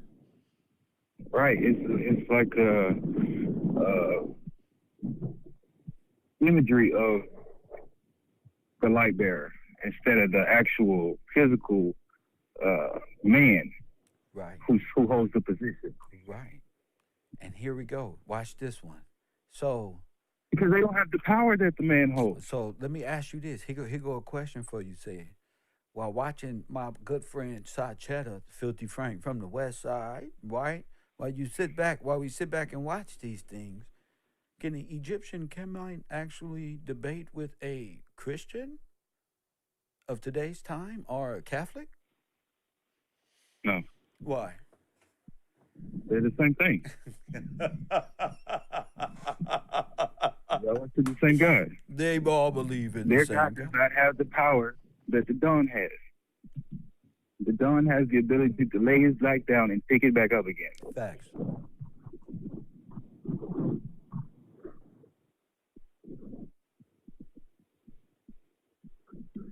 None of those other guys can do that because they're inanimate objects. So Serapis is the Grim Reaper. He's the Undertaker. He's the God of the dead. He's the soul taker. You made your deal? Come on. It's all pulled back into the church. And you're going right to the underworld. You lived a great life. Now it's time to eternal damnation in hell. That's what it's time for. Come on. You're going right up under the Vatican, probably. Or your deal right there, no matter what land you want. Because he stole all the damn land. Osiris, see? Yeah. So I found that very interesting, that a lot of people don't know that Serapis is the bull. That's the bull god as well, symbolized as the bull. Yep. It was, the bull. Yeah. I was seeing something about that earlier, but I can't remember what it was. But that's basically what he was saying. Like, Serapis was the bull and recreated as Jesus the lamb. Bingo. So if this not a goat, this is a bull. That's what you're looking at, because you're dealing with the Papa bull. You're dealing with the papacy, and that's called the Papa, the papal, the bull. May of one assurance on one life for one's eternal soul. So what are the decrees called that the Pope puts out, like papal bulls or something like that? That's Isn't what that I'm they're telling you. That's what I'm telling you. That's why I'm bucking. Those would be canon. That'll be canon, and they operate by what? Canon law, and the Canaanites, which the scripture tells you who this is. Right. It's like codex law. Bingo, bro. That's what the fucking Da Vinci Code is all about. Is knowing how to read the codes of the scripture in what order in all of these things. And Man, But Sergeant Horton was saying that too about the postmaster thing. He was saying like there's a Alpha Numeric code that some guys had created that broke the old code and set up a new code for commerce, and it took us out of maritime law and set us into supposed to be back into common law. But Sergeant Horton was talking about that, about the algebraic language of law and coding.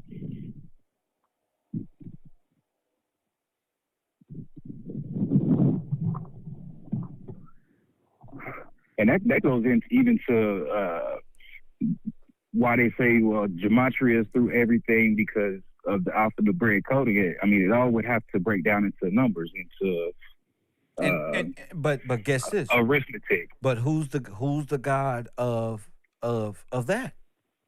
Serapis.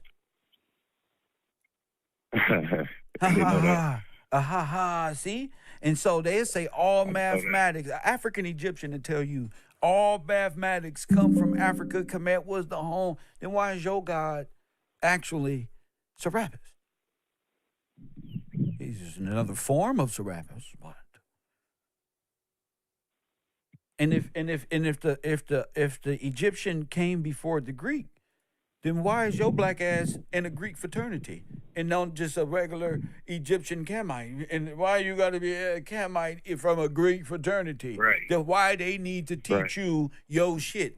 See, that's why you think backwards, and that shit is evil. Press one. Go ahead, King.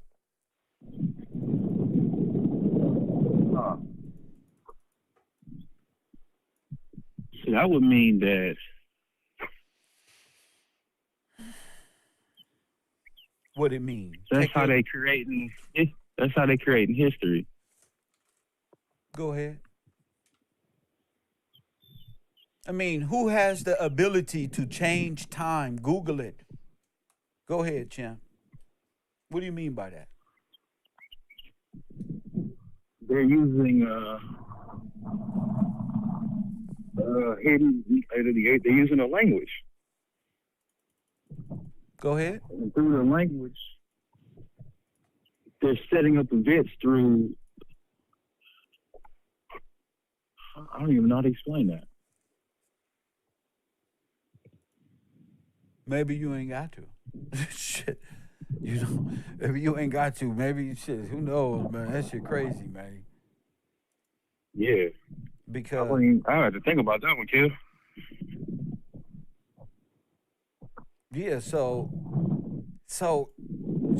is Serapis Osiris the god of religion? The Catholic Church, which is the god of all other religions that's been on the earth this whole time. He's a reincorporation of Osiris. Bingo.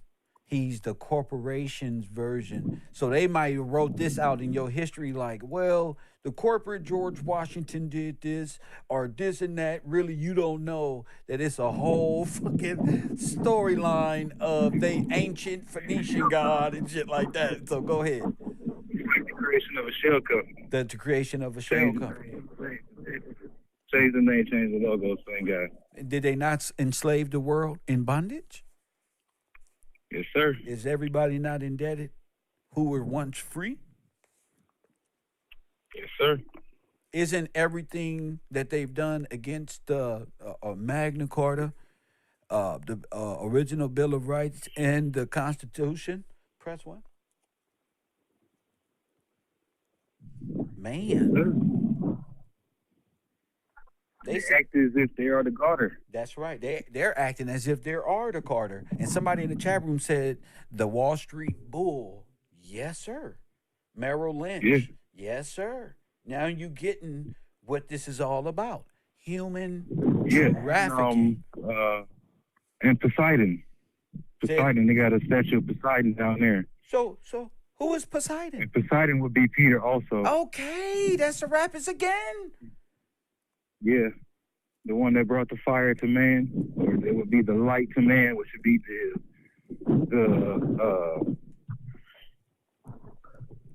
intellectual enlightenment, which would be the knowledge of the trust. Who did Aquaman have to go to, who was a man, who was and who did he have to go to in the water to get the Triton from? Who was in the water? The Triton. Okay, and he was a statue in a bottomless pit. He had to go get the Triton from him.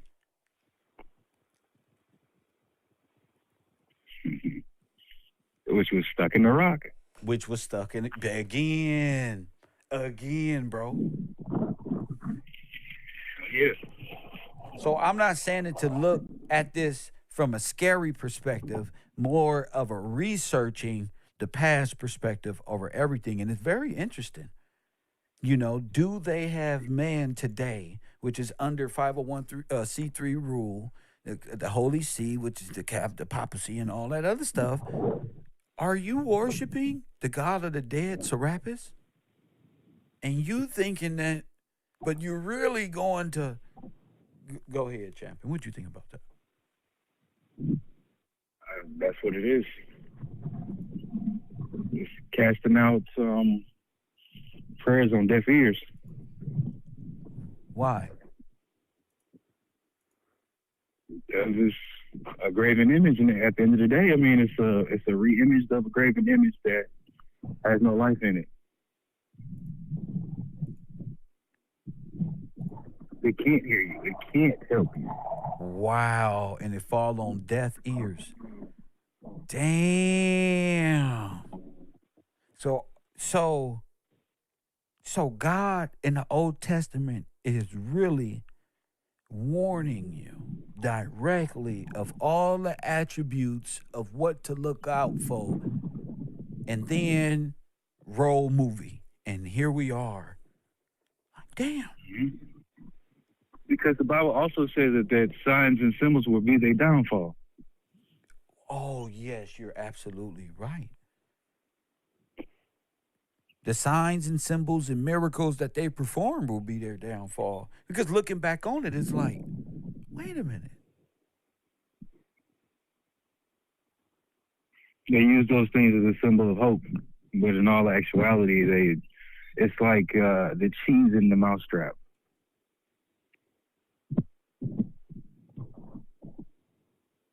So Egyptian goddesses and kings and queens actually worship Greco Christianity, and Greco Christianity also worship Allah. Right. Yes. They all worship this one God. They all. No, I get it. Like, yeah, I get it. And they're like using like, what the? Wait a minute. Because they all worship the same thing. Right, because they say Rome broke, instead of Rome being conquered at the end, they say they really broke into pieces. So, like, they would become like subsidiary companies. Yeah.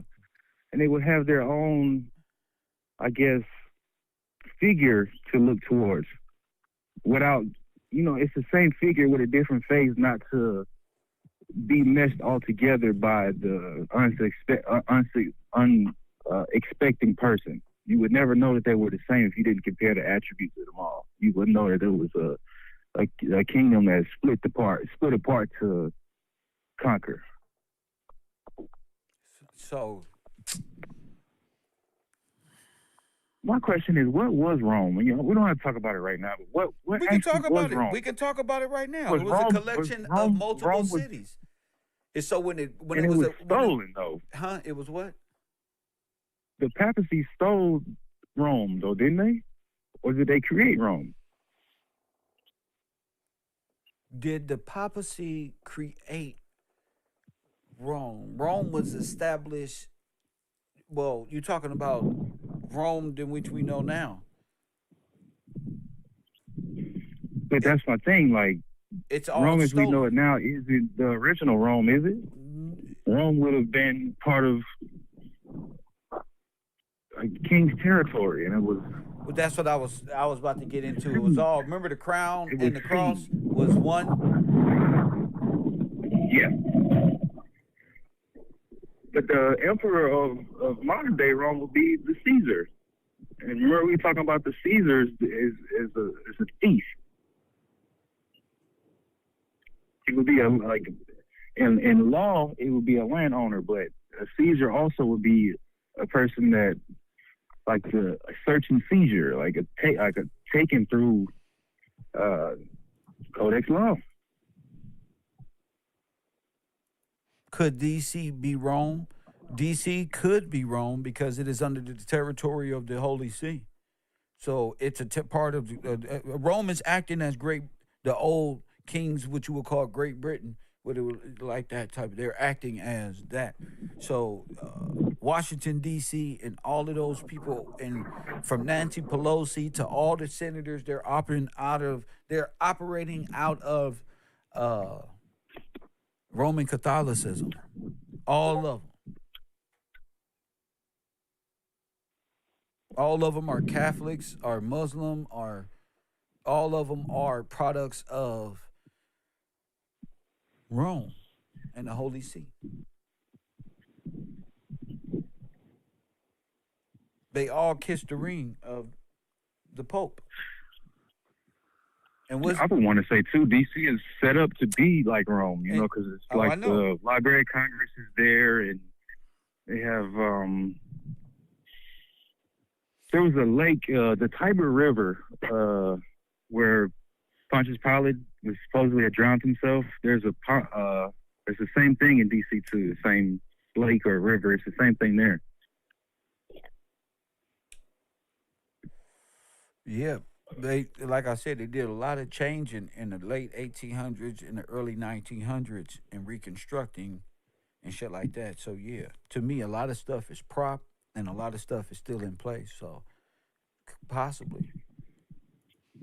Can I ask you something about the pyramids? Huh? I don't mean to take it off. I don't mean to go off into something else, but can I ask you something about the pyramids? Because I heard that all came together in crafty council to overthrow you know who. So America is under Serapis. That's why they believe in Serapis. You see? Yes, sir.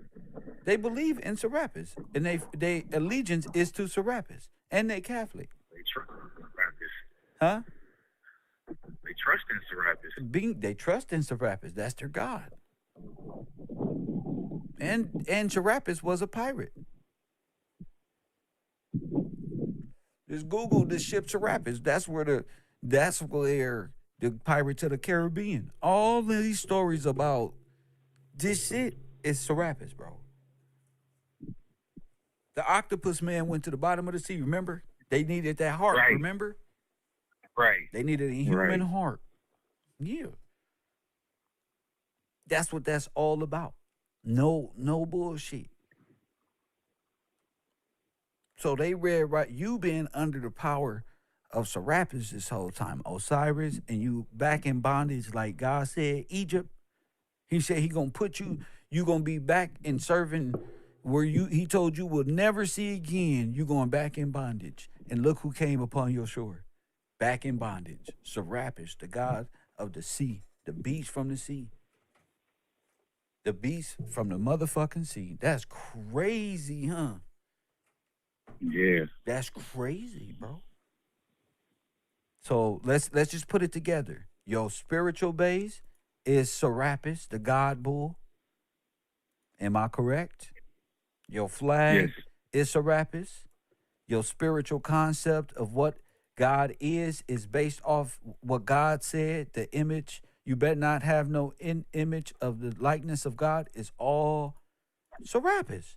Everything God told you don't do, you are under the full control of Serapis, in which that's the equivalent of Satan.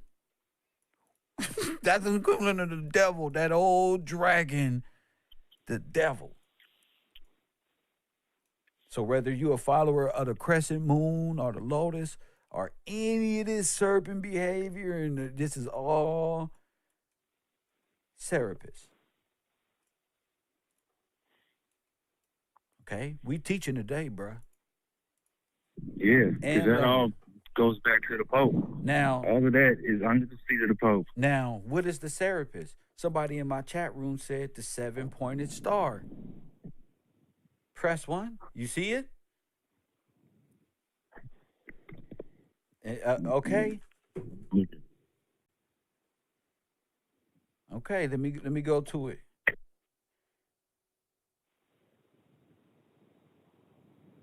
Nigga Kev ain't playing today. We came to we came to teach. Where's Sonetta at? So we can make sure his god Osiris is Serapis in them. Right? Yes, sir. Well, that would mean Sonetta's a Christian.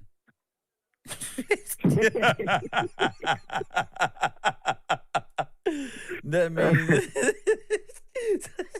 Gotta be, right? Huh? They all wanted the same. Him, Jabari, all of them are straight Christians, bro, and they just playing a fucking Masonic linguistic game on the average common man, and we are enlightening our people, bro. That's what's so funny. It's like, damn, my nigga probably back there, like, damn. Didn't I just say the 7-pointed star? Well, the 7-pointed star is represented, especially right here. Ain't that what the 7%ers have? Or am I bugging? Yes, sir. And what does the 7%ers say? I'm trying to look In at the name of Allah. Press 1. So all you got to do is start linking all of the different cultures together. It's all going to lead back to the serpent god. Press 1. No matter what culture or nothing, because it all derives from the same. They all bit from that tree of life, that tree. What do they call the Kabbalah? Mysteries, because like the tree thing, the tree of life. So there you go. That's the tree. That's the tree. And y'all all have taken from that tree. Because they all talk about a spark and this black cube and right, which are all taken from the dawn. They're all symbols for the dawn. And they say, and they say, y'all worship a white man. Well, you worship a white man too, fool.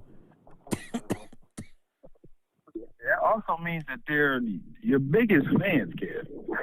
Of course, I love them. I'm all teaching of their them. symmetry goes back to the dawn, and they're just worshiping tutorials. Say it again. Aspects of what the dawn actually is. Bingo. Again, don't be afraid. Just look at what I'm showing you. This will some other shit. So all this is one and the same, and we can go into the Book of the Dead, the Emerald Tablets of the Dead, or whatever the case is. Y'all are bringing forth Ptah, or the Grand Serpent, or the Bull, or whatever character you want to place on the deity of the bottomless pit that you serve. That's what you serve. Different aspects of the same thing is no different. Right, because it's like if you don't agree with Christianity, you could be a Muslim. Bingo. You know, you would being a Muslim, you could be a Catholic. Whatever makes you feel good. Bingo. Exactly. Whatever makes you feel good. They got all bases covered. It is the universal religion, all broken down into different sects. And so when you look at the United States government, and these people are all over the world making these things, they are all under the Pope. And all federal governments are under the Pope. And it's time to just admit that y'all worship the beast in the sea. And y'all congregation is of that. And the scriptures is warning you about something that already happened. So don't be afraid. Just peep game and know that Kev said, Taj, I will. I'm here to just keep the conversation rolling, support the broadcast. Gil's gang right there on Cash App. Coffee and Kush TV. Anything else said? Nope, I'll let somebody else jump on the head. My man. Thank you for the call, champion. No problem. My man. So right now we in the metaphysical. You all follow me? Press 1 if you in the metaphysical right now. All right, we ain't talking about nothing of legal matter unless you believe in Peter and got caught up in the SQV trust. We not talking about nothing else, but I just want you to acknowledge this is what it is. So if you understand, it's a blessing. You know what I'm saying? It's a blessing that we can take something so complex in the mind to say, and through a few pictures and a little bit of your time, you nigga can like, okay, give you a small bit of my brain and how I see it. They all betrayed God. First of all, you made someone Lord of Lords over God. And you are going to admit it. That's the cold thing about it. You put another God before your God. That's the number one rule. We tell you, remember the covenant, remember the rules of the game, study. You know, every song in the world that come on that make you move a certain way, but you can't study a little bit. Every one of these religions is controlled by the God of the dead. I'm not saying that for you to be afraid of. I'm telling you that so you can take your power back. Press 1. Fear is nothing. You've been believing in the external metaphysical who Scripture tells you is Satan. Peter. Ptah. Press 1. It's not your fault. You ain't know. You ain't know. I'm going to give you the benefit. You ain't know. Press 1. You ain't know. Y'all know who the Pope, where the Pope's seat is? Who is that rising from the Pope's seat? Let's be honest, guys. Come on, man. Who is this? Who is this? Come on now, wake up. Who is this behind the Pope? Okay, who is that? Jesus. Huh? Is that Jesus? If you don't stop with this madness and realize this is the God of the dead, press 1. And through catastrophe, he will raise, press 1. This is what they talking about. They sick. And you sitting around, playing around with they deaf music, talking about they making music for, no, you listening to deaf music. You listening, press 1. I told y'all who sin was a long time ago, but y'all refuse to listen to Kev Gills, the God of the moon. Sin. The Old Testament is telling you this is what they was caught doing in the Catholic Church, worshiping death itself. Press 1. Man, they were doing all type of foul things. Necromancy. Press 1. Just the most ridiculous things that you could find.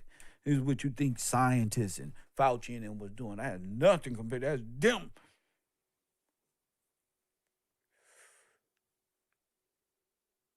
Facts. And I told you, sin, the last sin to be defeated is what? Death. Press 1. Why is this so hard to? It's like I'm trying to get you to sign up to a program to go to school. You know? So while you think you worshiping Jesus, you actually are under the power of the great beast. Press 1, the bull himself. In fact, he made you stop worshiping on God's day and went straight to what? Press 1. Sun worship. Unknown caller. He changed time and changed the From way that you worship and on what day. God told you don't do it, and Serapis told you that's all right. We can do whatever we want to, huh, Eve? And y'all went right with it, sisters. Coffee and Kush TV, you on the air. Hey, Brittany. Hey, Brittany, you on the air. What's up, Brittany? Not much. I'm sorry, I'm a little emotional. That's okay. I wanted to read Galatians 4, if Okay. that's okay. All right. Just based on the past. This bank Catholic regime who hid the Nazis right here in America. Then you should know by now who's running the propaganda machine at this time. The people who you call the Jews. At Disney, Disney created all of the war propaganda, World War One, World War Two. All that was made by Disney Corp. Press one. All of it. So over here, the history as you know it, the history as you know it is kind of weird looking back. You feel me? Because over here, the Catholic Church is the church of the Antichrist. Press one. See? The 1860 Papal Medal. The Pro Petri Sedai. Look. See?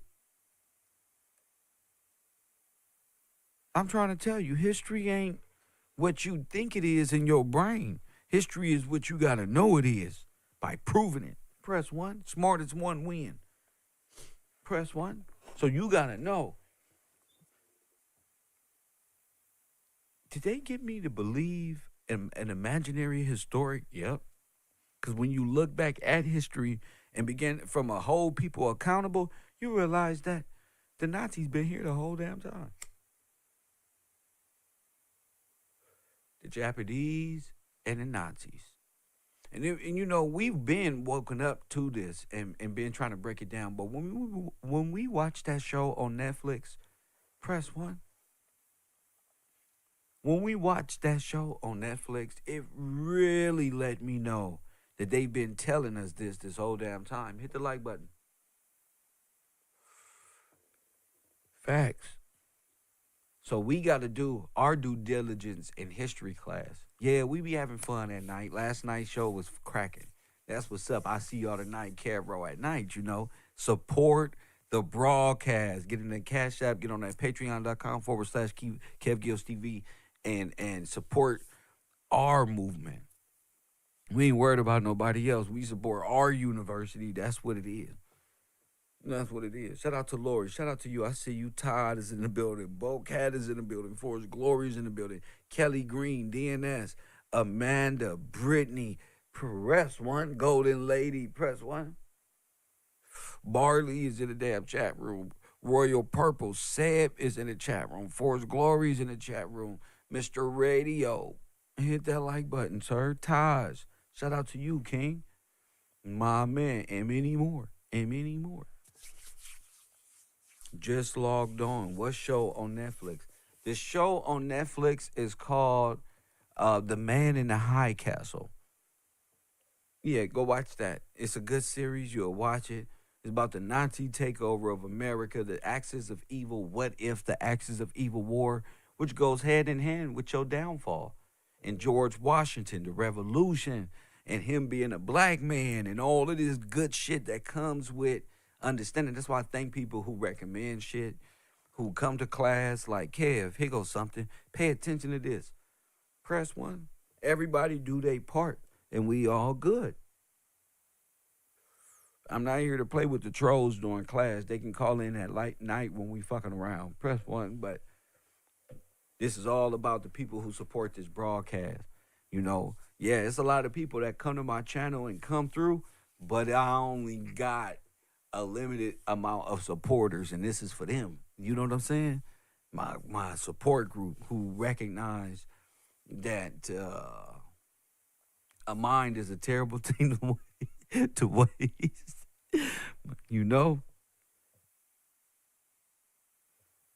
So when we talk about masters of disguise, it's from the point of view of not just one Nazi, not just some high officials. No, they really came to America. They really is running and jump-started who you call your CIA. All of that got started after all these Nazis got here, and they've been in control ever since. And got you in commercial law, and got you bonded, got insurance on you, and created this structure where you've been living in a white supremacist corporate country, and you ain't even realized it. You just been walking around free, allegedly free, but you ain't even been realized that your country has been duplicated on paperwork. A whole strawman country. Press one. Nation full of illegal immigrants.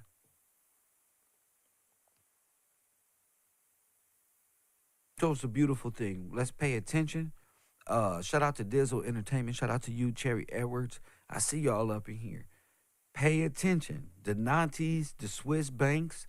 The Swiss banks is who got your trust. The Swiss banks is who got your names for the bank accounts. I've been telling y'all this whole time. So the Swiss banks, which is really the Catholic Church. Press one. The Nazis and the cover-ups of World War II, the Vatican, and they call this the Unholy Trinity. So pay attention. Author of Unholy Trinity, the Vatican, the Nazis, and the Swiss banks, recently talked about his book at the Sarasota Reading Festival in Florida. His book examines the connections between the Vatican and the Nazis and argues some Catholic officials protected Nazi war criminals from capture and punishment. During this 45-minute discussion, Press one. I told you, the Catholic Church actually changed the identities of Nazis. Hundreds of thousands of them. Mr. Loftus describes his own involvement in military intelligence, U.S. Middle East relations, and why he wrote Unholy Trinity.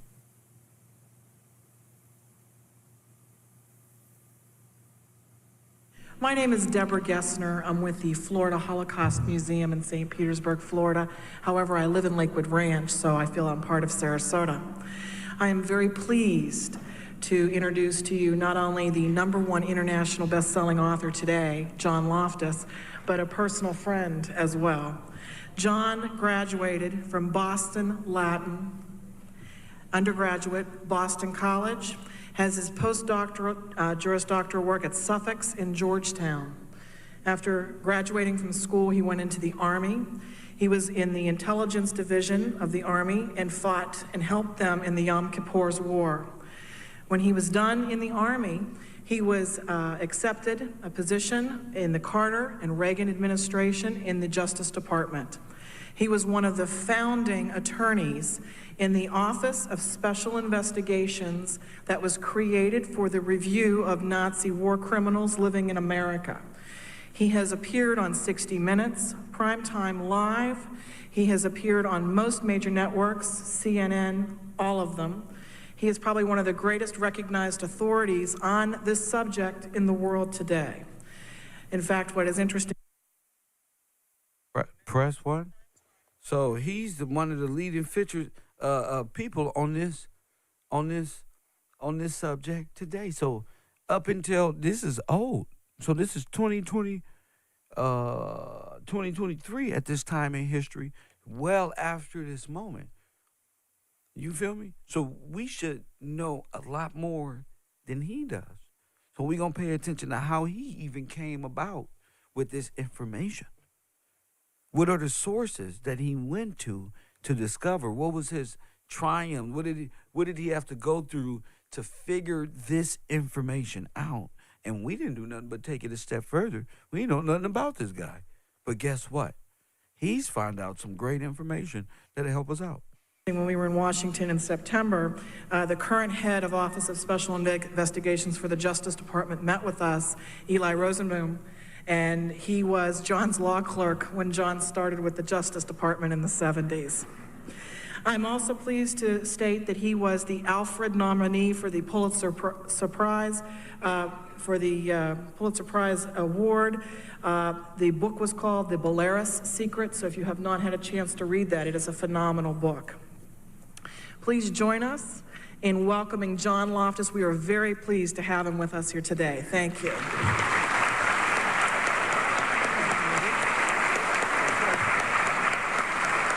Thank you. Thank you.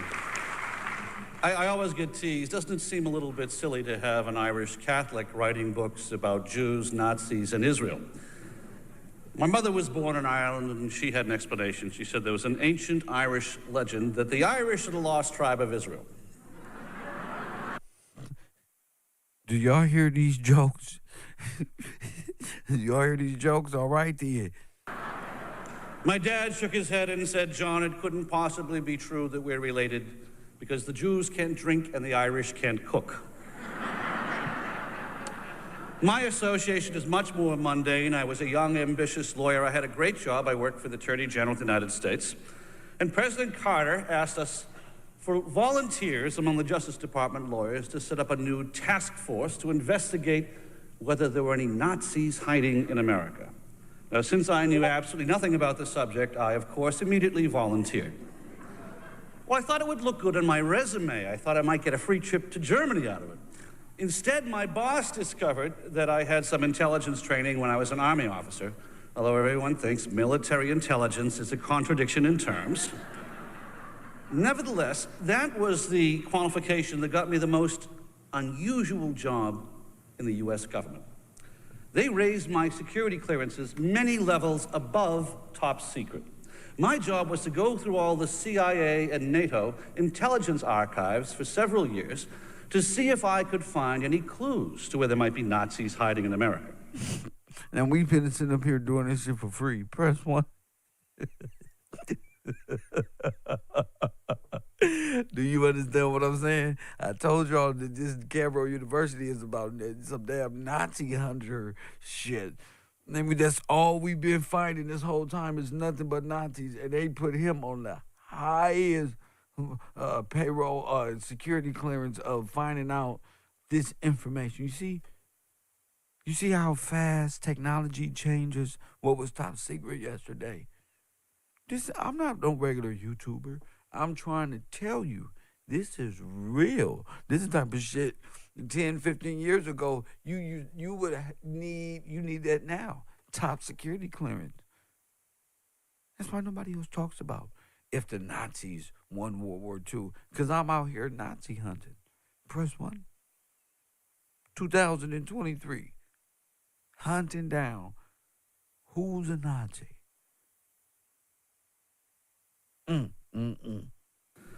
Well, I never did get my free trip to Germany. Instead, I got lots of free trips to Suitland, Maryland. Now, Suitland is a nice little town. It's right outside Washington, D.C., and Suitland is where the U.S. government buries its secrets. Literally. See? There are 20 storage vaults underground. Each vault is 1 acre in size. Wow. Have you ever seen the movie Raiders of the Lost Ark? Well, the last scene of that movie is what the underground vaults are really like, only not as organized as they are in the movie. And being a typical man, I didn't always stop. Wow. And asked for directions. And one day I got really lost and ended up all the way down in the Q vault, where our nuclear warfare documents are stored. And inside the nuclear vault, I stumbled across a group of Nazi files. Oh, no. Files that I wasn't supposed to see. Files that no one was supposed to see until the year 2015. Wow. And I discovered, much to my embarrassment, that many of the Nazis that I had been assigned to prosecute were already on the government payroll. Oh, my goodness. It was one of those Cold War operations that got all messed up. The British Secret Service had a private meeting with a few chaps from our State Department of Intelligence. And the British said, look, the Germans are defeated now. The Russians are the new enemy. We have to get ready for World War III. Oh, my God. The Germans are defeated. We now got to get ready for the Russians. These people, I told you, who that's Stalin and Hitler. Once you find out who these two individuals are in reality, you're going to realize this is a banking war. This is all banking conversation. And the British were going to recruit... These are the sons of fucking Rothschild and shit. People from all across Eastern Europe secretly... J.P. Morgan's son and Rothschild's son. Bring them to America for training and send them back behind the Iron Curtain as freedom fighters.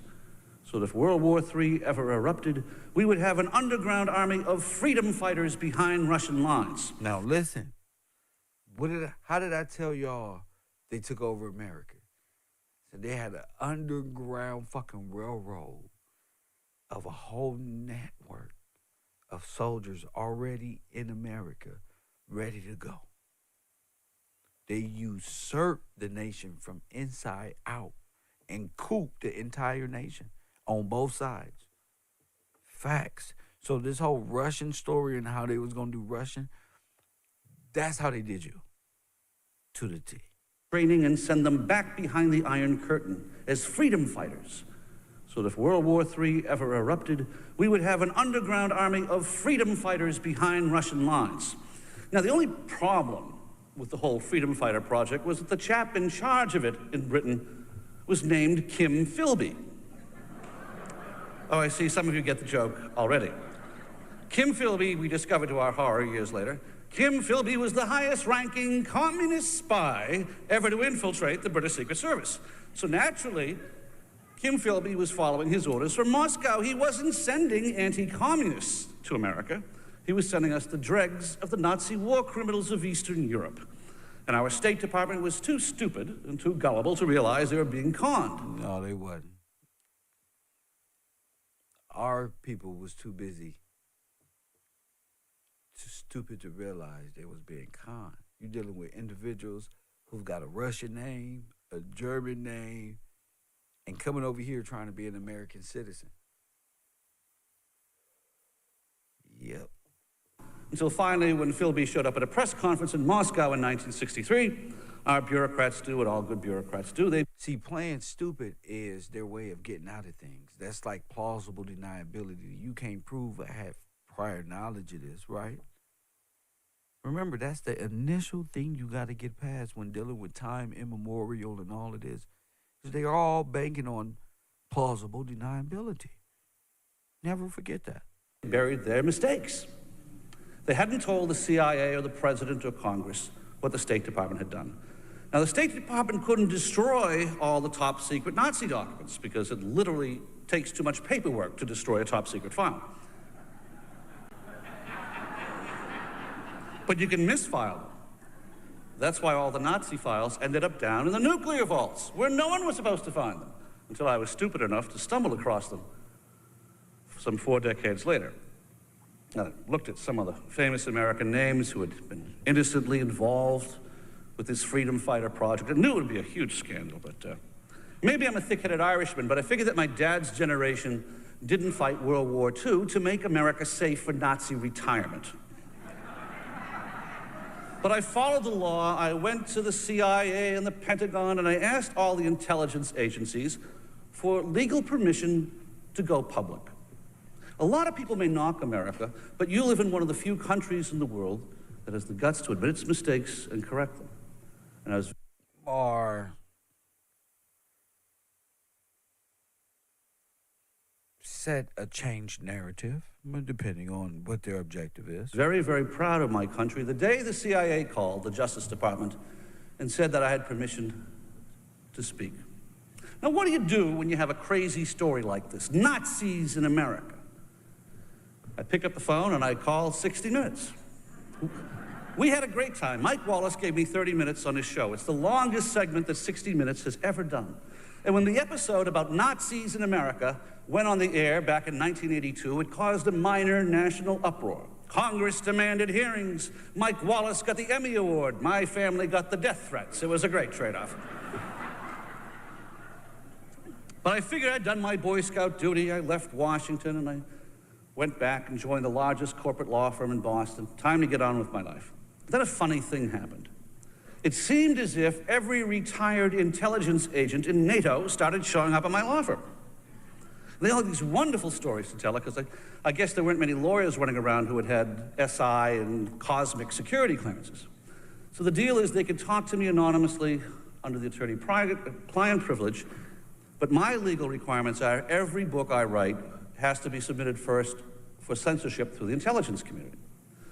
So I was a safe middleman for many men and women in the intelligence community who wanted to be whistleblowers but do it legally. And they had some amazing stories to tell. One of the stories that I was not allowed to write about in my first book was how the Nazis actually got to America from Europe. And the CIA said, no, you can't ever write about the Vatican.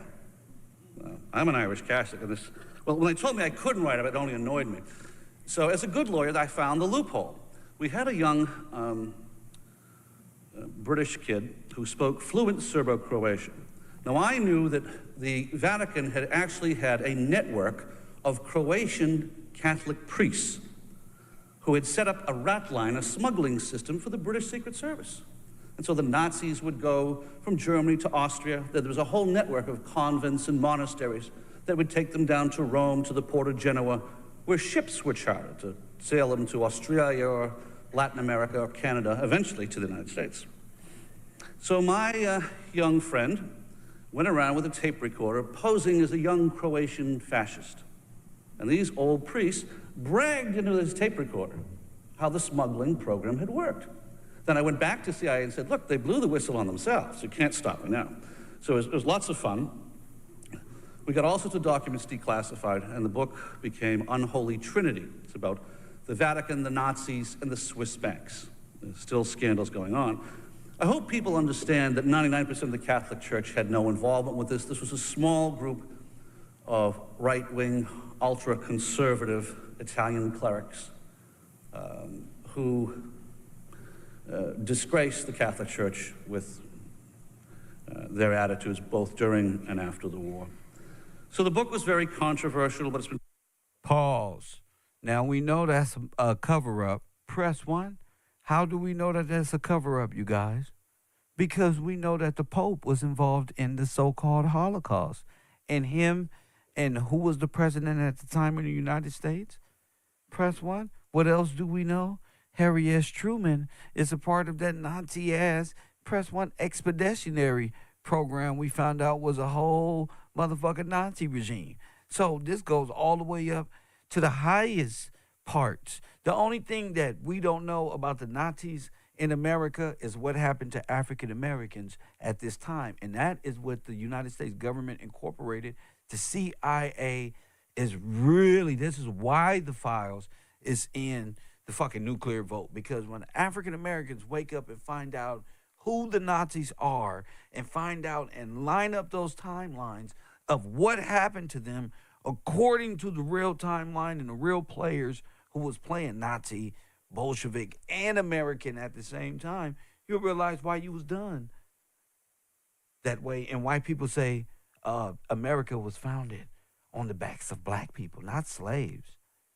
People who were defeated in war, family. Pay attention. They fucked us up big time. You see what I'm saying? So they don't want to admit to the fullest that it goes to the highest realms of not only the United States government, but the Holy See itself, the Roman Catholic Church. This goes all the way up to Pope Pius. Press 1. Published now in, I guess, 12 or 13 languages. And, I think abroad it's published under the title Ratlines. It was made into a film over here. But that was sort of fun. But, that's 2 books about Nazis. And, this was kind of interfering with my law practice. And let's face it, Nazi hunting is not exactly a growth industry, is it? But by this time, I had become very friendly with a lot of men and women in the intelligence community. And they had sponsored me to join their retired spy clubs. And I tried very politely to tell them to go away. I just didn't want to do this stuff anymore. And one day one of them said, John, you don't get it. If you think what we did with the Nazis was bad, let us tell you what we did to the Jews. I hear it. What you I do? heard them out and I read their files. Huh? And one day I went home and told my wife I was leaving the practice of law. For the rest of my life, I was going to be the lawyer for these men. I'd take $1 from each of them and help these men and women get their stories told. You see, I believe that 1/3 of the 20th century was classified. It's buried down in those vaults. So as a case study, I asked nearly 500 intelligence agents to tell me every dirty trick we ever pulled on Israel. Thought it'd be a nice little book. It ended up to be almost 700 pages. Don't worry, you don't have to read the whole book. Once you realize Israel wasn't created till 45, and then you realize, like, wait a minute. So they're hiding black history and false history? Yeah. What they said they did to the so-called Jews, they did to you. What they're saying they did to the damn Russian Revolution, They did it to you. Yeah, what they said they did to the Nazi, they actually, you were the one in the Holocaust. You're the people of the rising sun as well. Remember, God will rise. The people of the rising sun. Yeah, you the motherfucking Nazi, okay? You're the goddamn Turk Nazi one that they made hate and turned against and then put it on some little nigga with a fucking mustache. You're a defeated people. Once you realize, like, wait a minute,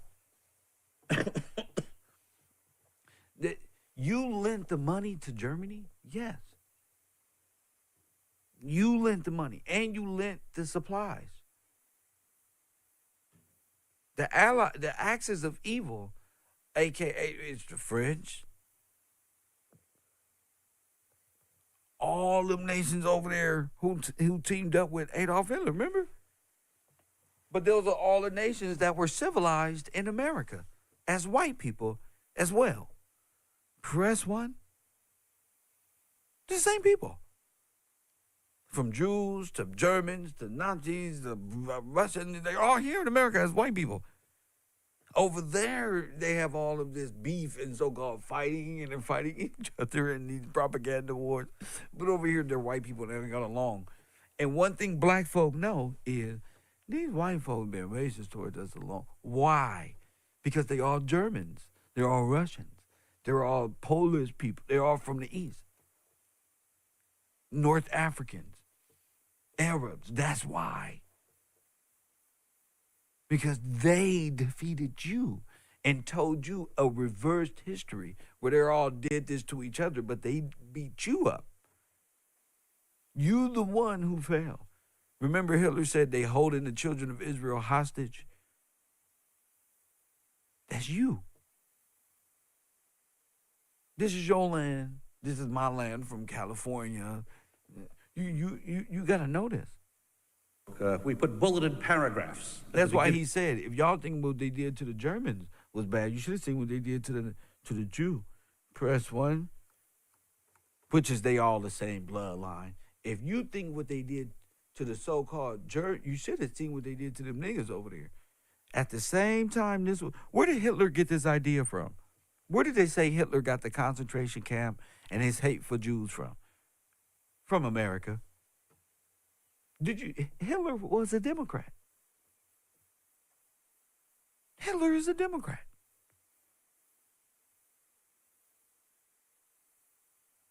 Oh, yeah, we're going to get to it. Of each chapter that summarizes it. So you can skim the whole book in 10 or 20 minutes. See, once you realize Adolf Hitler was a Democrat, you're going to realize how you've been under the control of white supremacy. You don't need a museum in Los Angeles, Tariq Nasheed. Once you realize he's a Democrat, that Mein Kampf, that's the whole layout. Y'all reading some real books that is irrelevant. America is Hitler's dream world. Facts. We did that for the press.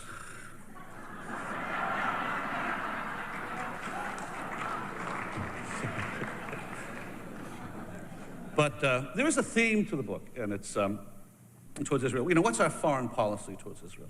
Well, everyone knows. America's on Israel's side. We really are. We non-Jews, Republican, Democrat, we consistently keep electing congressmen and senators who support Israel's cause in the Middle East. We send more. Bingo. And these are the ones who was control the propaganda of the Nazis. These are the ones who created the propaganda for World War I, World War II. Oh, yeah. These are your masters of disguise people right here. Your Red Cross, your Orthodox so-called Christians who are really Catholic Jews in a way. Orthodox Jews, Orthodox Christian, Orthodox Catholic, all of this Russian, Polish, Germanic, Scandinavian, upside down, Peter worshiping Catholicism, Catholic, Gothic Church. First one, KevRow.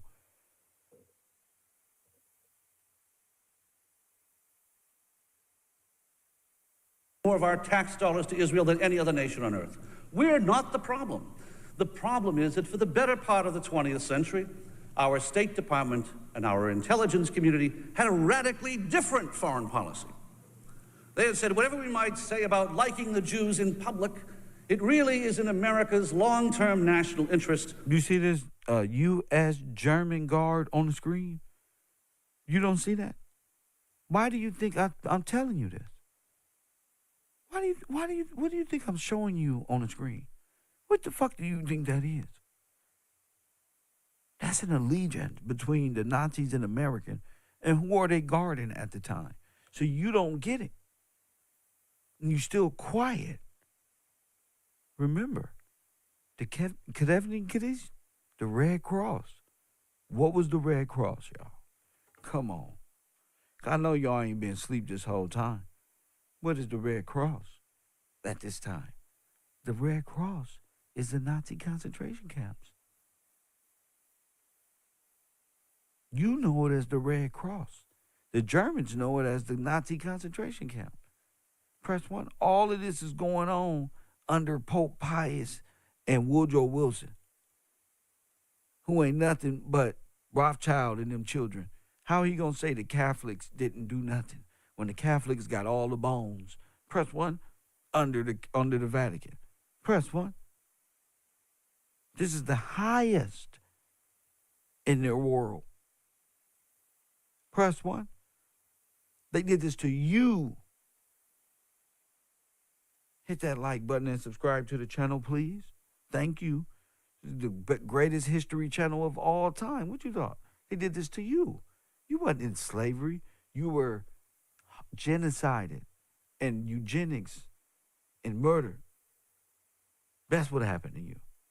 Put on trains, sent to camps, concentration camps, a.k.a. Red Cross camps, all across the South in America, and they enslaved the shit out of you. You worked for free. And the Boy Scouts and the Girl Scouts, which are Nazi regimes, Hitler's youth, were the ones who watched over you. Press 1. Do we got to do this again? I'm not just no nigga running around the street dumb. Press 1. No. You just got to know how you were put into slavery. You wasn't in no TP until the Red Cross put you in one and genocided you. Press 1. What happened to all the blacks' dead bodies? They put them in mass graves. When the water come up from Florida and it recedes, it uncovered dead bodies. Press 1. 20,000 bodies here in New York, 40,000 there, 30,000 here. They call them Indian mounds all over. They really just piles of dead nigger bodies all over America. Press 1. See, everybody just don't want to tell you what's what and who's who. Yeah, we on fire today. Press 1. They don't want to tell you. You was genocided. You the one that was in the concentration. Millions of you. This ain't old. Press 1. This is new. Press 1. This is new. That's why I keep asking y'all. Where were you at when all these World War I's and II's was going on? This is the history. This is real. This is what I tell you, 1900. Oh yeah, they were wiping y'all completely out. Press 1. Yeah, you had a whole industry with buffalo and bison in this nation. They wiped us out completely. But let's get back to it. To obtain, I just want you to know, only Nazis and Bolsheviks and Russians will do that to you. Ain't no regular ass nice people gonna come over here and do some shit like this. You just ain't related these people with Nazis. You ain't related these people with Russians. You think these are the white man. You just think this is the white man was hanging us when we were slaves. You gotta know.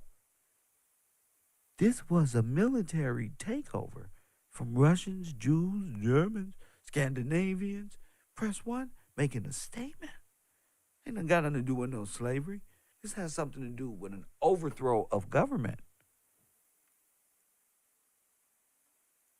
Let's get back to it. The cheap and consistent supply of oil. It's not about conspiracy. It's not about bigotry.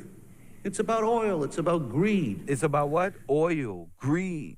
So if it's about oil, look at the oil tycoons. I told you, Woodrow Wilson and them is who?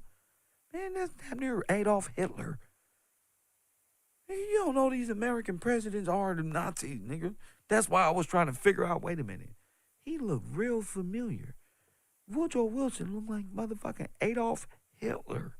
What was going on with black people under Woodrow Wilson? And you're going to, wait a minute. And then you relate him, wait a minute, he also looked like Pope Pius. So could they be playing multiple roles? Of course. Of course. American heroes ain't nothing but Nazis and Germans and people who overthrew black people. That's why America is racist. Because it's a combination of racist nations who destroyed who you call African Americans.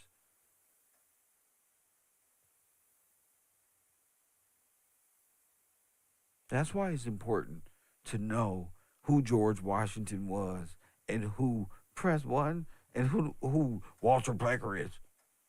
And get your heads in the game. You don't want to be free. You want to be entertained. Press One, you don't want to be free. You ain't trying to figure out who these people really are. Once you realize who Woodrow Wilson, Charles Dawes, Press One, once you start looking at their faces real easy, you say, wait a minute.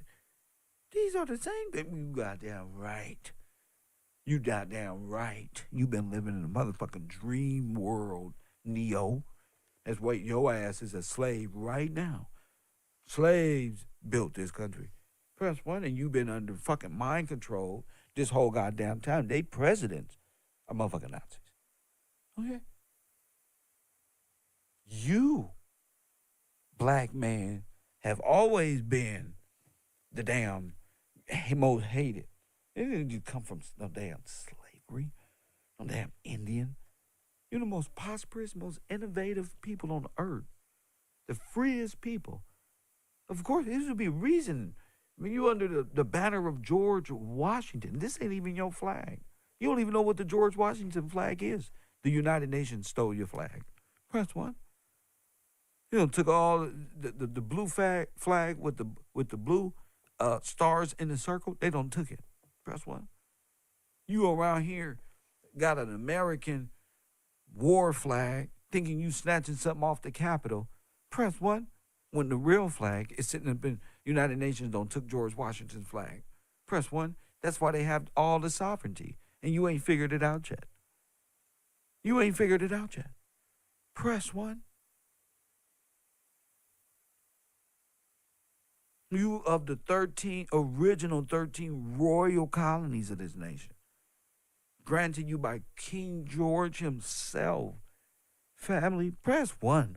You've been cut off from your royalty, and you've been just given civil litter mortis status, and you just call yourself black now because you're under the control of maritime banking commercial law in which you are the debtor. Press One. You the one who are black now. You dead. You a foreigner in your own land. Ain't that a bitch? If Moses had turned right and settled in Kuwait, we probably would have made Israel the 51st state, but they had no oil. They had no oil, and part of the price that the Arab nations wanted us to pay was to give them intelligence assistance in their wars with Israel. And sad to say, American intelligence agreed. The bottom line was harsh. In every war that Israel fought, American intelligence fought on the Arab side. It's called playing both sides. Huh? We wiretapped Israel's communications. We betrayed them to the Arabs. Probably the worst thing we ever did to Israel was the time we did nothing. That's right. And you think they talking about themselves? And that happened in 1973. U.S. code breakers had deciphered a Russian telegram from their embassy in Lebanon, and that telegram revealed to us the exact hours, dates, time, and place of an upcoming Arab sneak attack against Israel. The implication was clear. Israel was about to be crushed under a wave of Arab military. A decision was made in the Nixon White House not to tell the Jews. You see, Henry Kissinger, although he was Jewish himself, was very angry at Israel at the time. Kissinger had been trying to put together a comprehensive Middle East peace solution, keep the Arabs happy so the oil would flow. And the stiff-necked Israelis were whining about picky little details like security. So Kissinger was furious. He agreed that Israel should not be warned until the last hours or two before the attack. And even then, they would have to hold their lines and wait for the Arabs to fire the first shot. Now, the decision to hold information back caused an enormous amount of Israeli casualties.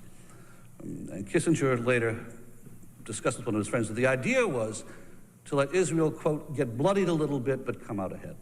Kissinger wanted to slap the wrists of the Israeli leaders so they'd be more cooperative. Now, in addition, Kissinger went to the Secretary of Defense and he asked him to stall off sending any American supplies to Israel for the first 7 days of the Yom Kippur War. Why 7 days? Israel only had a 7-day battle stock of ammunition. And by the 7th day, Kissinger predicted, the Israeli leaders would be on their knees ready to sign any piece of paper that Kissinger put in front of them, no matter how pro-Arab. But the Arabs would be happy and the oil would flow. Now, Kissinger wasn't a bigot. He wasn't even a particularly evil man. He was just a military incompetent. Kissinger didn't realize that his little pressure games weren't causing Israel to bleed a little bit. It started a hemorrhage that almost destroyed the nation. But luckily, there was one guy in the White House that saved Israel. No, it wasn't Richard Nixon. Don't even get me started on Richard Nixon. Actually, in my own defense, when I first wrote this book, The Secret War Against the Jews, I got a great deal of flack, even from people in the Jewish community, because I said very clearly that President Richard Nixon was an extreme anti-Semite. No one believed it. And what happened last year? All the Nixon tapes were released from the National Archives. My favorite Nixon tape is where he turns to a friend of his in the Oval Office and said, if I were to drop an atomic bomb on Tel Aviv, there would still be American Jews stupid enough to vote for me. No, it's true. Nixon hated Jews. But luckily for Israel, Nixon was involved with the Watergate affair at the time. The guy that saved Israel was that heroic Republican, the White House Chief of Staff, General Alexander Haig. On the morning of the first day of the Yom Kippur War, General Haig called his Israeli counterpart and warned him of what Kissinger was up to. No supplies for 7 days. It was a catastrophe. And then General Haig told the Israelis a secret. The U.S. Army had just perfected a new top-secret weapon called the TOW missile. Now, the TOW missile is a dandy little toy. It's like a Nintendo game.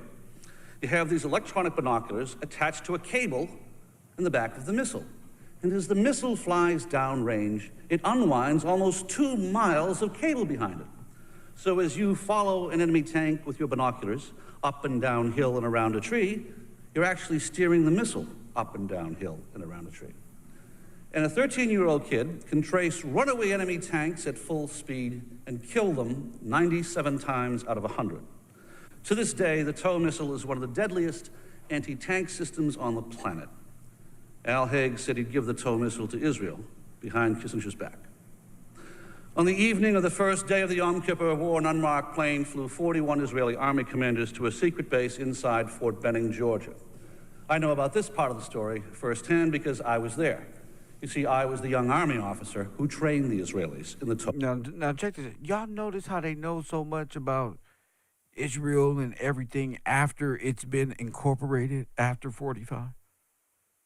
Like it was this and Nixon and then this one and this one. And you realize, like, damn, they really only know their history all the way up just like Nixon, Kennedy, like all this shit. They really, you touch on the early 1900s is all destruction of black people. It's like, it's nothing. Like, where are African Americans at this time? Dancing in Harlem? You know what I'm saying? Like dancing in Harlem. That's just like saying, what are black people doing right now? Oh, they just dancing at Lil Wayne concert. They're just dancing in the Harlem Renaissance somewhere after being a slave again. Like, where are where does African American life in 1850, 1870, 1903, 1920, 1930, 1940, before, civil rights, Martin Luther King, this one. And before that, slavery. That is some of the most racist shit I've ever heard, to go from civil rights all the way to when Columbus brought your dumb ass here in 1500. It's like only thing you know. That's why I don't agree with this Tariq Nasheed shit or nothing, because it's just like they validate white supremacy. You have nothing. Why? Why? When you're the only ones who have deeds to this land. How don't you have nothing? When you trace your names back, historically, they're your names on the original deeds on this land. You guys have Freeman banks and trust and companies all over the place, and there's just nothing. And they just say you came from Africa. And then they say, if you did do anything, you look at these people's history and it's like, oh, that black person who invented everything that's important to us right now, that's a former slave. Like, sir, this is the 1900s. Yeah, that's when y'all was slaves. No, it's not. 1898 was the overthrow of Wilmington. That's the South, nigga. That's Carolina's, fool. That it was popping over. What are y'all talking about?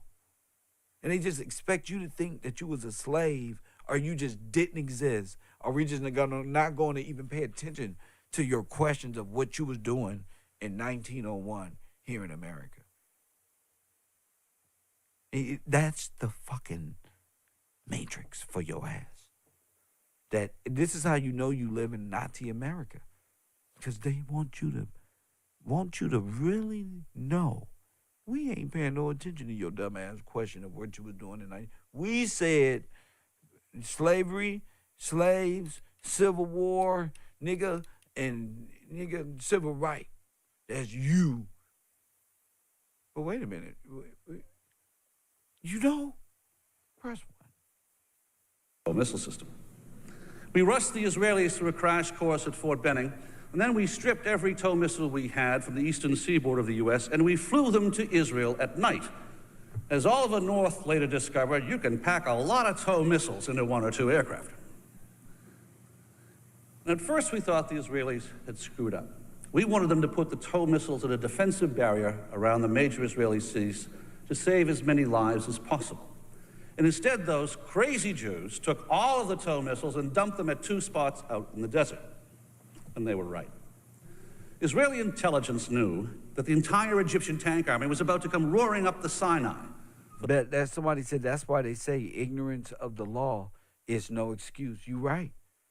That's biblically as well. They just following Levitical law. You have to get back to supreme law. You have to get back to Supreme Court status, supreme honor status, supreme sovereignty status. You have to get back, and you cannot be black. Okay? Black does not exist in the civil world, in the corporate world, where you swimming around in deep water. Black doesn't exist there. Okay? Black does not exist. You're dead in law. So we're gonna keep going back. And if you are dead in law, you are barred from supreme law. And barred mean you need help in the legal department. So British people and the Lloyds of London send one of their insured representatives to represent you. The whole construct of you got money for a lawyer, bruh, or you go, no. In the real world, you speak for yourself. See, that's the thing about it. You've been in the civil criminal world, this whole underwater. You ever heard of water world? That's where you at. Where all roads lead to Rome. Press one. That's who control the water. That's your Poseidon. Press one. And when you allow maritime law to supersede the law of this land, you end up with the god Poseidon ruling over you. Press 1. The god of the bottomless pit. Press 1. That's who you worship. Press 1. The underworld. KevRow. You got to get back to the laws of God, the God that George Washington served, the original founding father of this nation. That's why it's important. The final assault on Israel. But all of those hundreds and hundreds of Egyptian tanks and armored personnel carriers would have to go through either the Mitla or the Gitla Pass. And when they did, the TOW missiles were waiting just in time. They had just arrived a few hours earlier. It was one of the greatest tank slaughters in modern military history. But to protect Al Haig, the government of Israel told you a cover story. They told you that the Israeli Air Force had blown up all those hundreds of Egyptian tanks. That's good shooting. So good, in fact, the American Air Force got jealous. The U.S. government actually sent a team of American officers to Israel to walk the battlefield. But there was a problem. They couldn't find any holes on the tops of the Egyptian tanks. They hadn't been hit from the sky at all. They'd been blown up from the side. That was the first combat deployment of the TOW missile. And I tell that story to illustrate that sometimes American Jews don't know who your friends are and who your enemies are. One of the old spies said that Henry Kissinger should be compelled to change his religious affiliation from Jewish to self-promotion. That may be a bit unfair to poor Henry, who was, after all, only following a consistent American diplomatic policy of siding with the Arabs. In the long run, it was about money.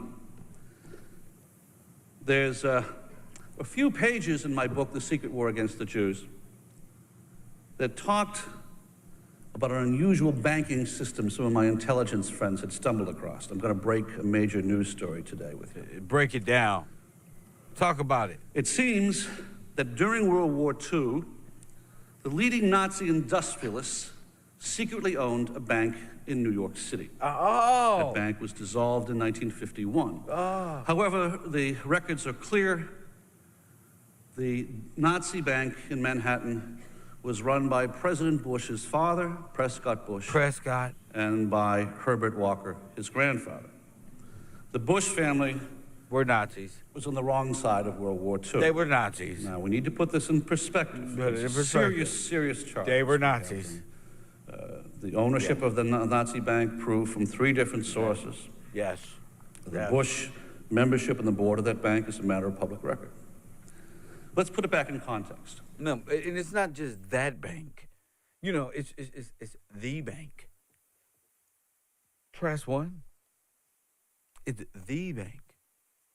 After World War I, the leading How did the sons and daughters of Nazi war criminals do that? How are they kids put in presidential power if this wasn't Nazi America? If you guys don't stop. Steel magnate August Thyssen was very upset because the Allies seized some of his companies for war reparations. And he was determined never to have this happen in the next war. So he set up a series of banks. One in Berlin, named after himself, the August Thyssen Bank. One in Holland, which had been neutral during World War II. That was the Bank voor Scheepvaart und Handel. And guess what? They were all in business with American companies, and these American companies were in business with German Nazi banks. Facts. And they're all should have been, could be, should be in the future charged with treason, because all of these are Nazis. Even Ford and these people. And then a bank in Manhattan, the Union Banking Corp. So no matter which side won the next war, his corporations could move their stocks and bonds from one bank to the other. Now, he even trained his 2 sons that they would have to preserve the family business in the next war. So he told... So what was it? They had to preserve the family business in the next war. He did his 2 sons. Who did I just put up on the screen? Press 1. J.P. Morgan, Stalin. That's what I'm talking about. That's what I'm talking about. J.P. Morgan, Stalin, all of these people with these names, these are all Russians and German bankster tricksters. And this is what George Washington them was saving you from in the preamble of the Constitution of United States of America. What they cannot do. You don't follow the Constitution. The American people don't even know what I'm talking about. These people who so-called fight for freedom, they don't even mention the preamble preventing these corporations and these false banks from even owning anything here in America. That's why they needed your name bonded and insured. Press 1. That's the importance of getting you to bond and insure yourself so they can have access over you and control over your name, your trust. You sleep. You don't know you got land out there. Your land probably got oil and diamonds and shit all up over there. And because you have no inclination of the preamble of the Constitution, the Supreme Court, and you just suffer at the hands of the Nazi regime at a civil level, getting chased down in the street by police for crossing in the middle of the goddamn street. And you can change everything. Yet you sit around, playing around on the internet, not uniting, and I'm up here giving you the real game, not $1 million worth of game, a goddamn quadrillion worth of game. No, I ain't talking about rap right now. I'm talking about reparations right now and who did it. And stop talking about some damn Illuminati when these people are openly knowing who did this to you. To you. Don't let them people tell you that you black and you deserve reparations. No. You deserve reparations because of what they did and took from you. Press 1. Hit that like button and subscribe. Contribute. My Cash App, my cash tag is Gills Gang Support the Row. One son that he would be a Nazi, and the other son that he would be a neutral. I told you, he told one son he gonna be a Nazi, and one son he gonna be a neutral. So he gonna tell, what you think it didn't happen? Oh, you gonna be a communist, and you gonna be a goddamn German Nazi, and then we gonna run this propaganda game over their ass. Press 1 to make them think they had war. We had war with each other. Press 1 and we gonna draw their ass out. Press 1, make them leave their homeland and thinking that they goddamn helping out over in North Africa and building up France and shit, and we gonna strike they motherfucking ass right down the middle. Press 1. That's what you gotta be aware of what happened. Corporations could move their stocks and bonds from one bank to the other. So, what happened to your names and what happened to your bank account? You put your money in their banks and they move your stocks and bonds from one bank to the other. Why? Because they had dual citizenship at this time. They was running a fake name over there and a fake banks over there in association with their fake banks. Do it make sense to y'all? All right, then. They're doing it. That's why they were playing different characters. All the end of last year and the beginning of this year, I'm showing you guys how they were, and getting y'all to see them playing different roles depending on the country. Why? Because they're banksters and tricksters, and they're sliding money from one hand to the next. That's what they were doing to you. Now, he even trained his two sons that they would have to preserve the family business in the next war. So he told one son that he would be a Nazi, and the other son that he would be a neutral. So no matter which side won the war, the Tissons would win. Now, the first thing the Tisson family needed was money. So they went to a major investment firm, Brown Brothers Harriman, in Manhattan. Now, this firm was founded by Herbert Walker, and he merged with a British firm, Brown Brothers, with a major Democratic firm, Harriman. The Democrats have their own scandal here as well. Averill Harriman's brother, Roland Harriman, was also on the board. It is a matter of... I told you they're all Democrats. Nazis, Democrats. Public record that Brown Brothers Harriman helped American investors move billions of dollars into Germany during the 20s and 30s. Now, hold on. What'd he say? Now, let's go back. This is Kev Gills. This is us right here. Wait a minute. This is us. This got Mr. Gillespie name all over it. They did what? They moved how much money? I told you. Let's talk about it. Averill Harriman's brother, Roland Harriman, was also on the board. It is a matter of public record that Brown Brothers Harriman helped American investors move billions of dollars into Germany during the 20s and 30s. The German currency was worthless, but German stock was worth a fortune. Why? Why? How was their money worthless? How did they stumble across a fortune? Ain't that something? How is your money worthless? The stock's worth a fortune. Because you became stock. Your names was duplicated by way of the DAWs. Yeah, the sleight of hand. Move your name right into Swiss banks. Took out loans on you. You lent Germany the money to repay back France and all this good shit. And you were supposed to get a repayment. Meanwhile, they did a sleight of hand and moved your shit from American hands to offshore bank accounts. You was robbed, blind, and didn't. The family, that's what set off your depression. The sleight of hand. After that, the whole invasion of immigrants from Ellis Island, White Island, all of that came right up on the Catholics, training up all foreigners because they had your name. They gave all your name to them, and then they genocided you out. How did they genocide you? Oh, you went to war, and you never returned. Millions of you. 4 million, 4 to 6 million black so-called, who the Bible called Jews, sent on a dummy mission to help. A SOS was put out, and you never made it back.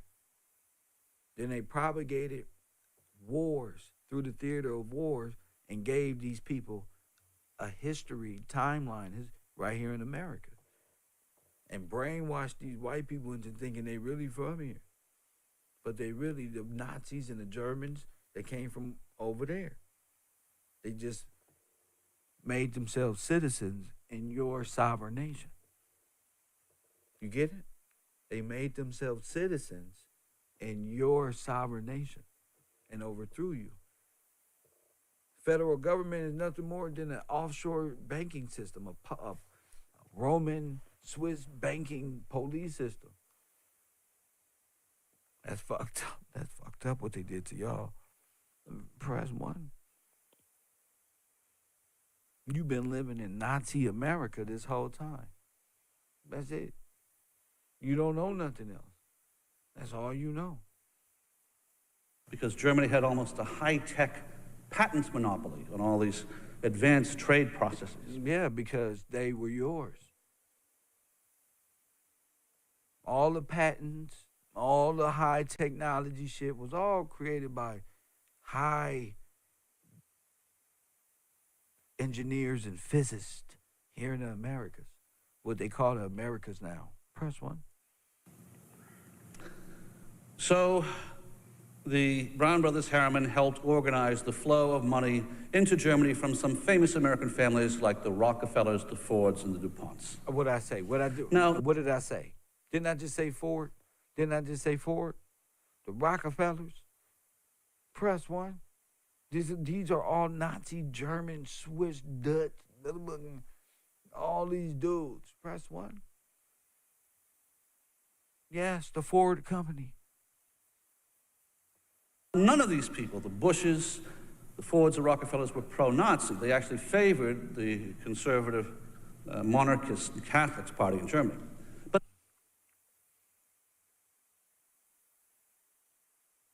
how'd that sound?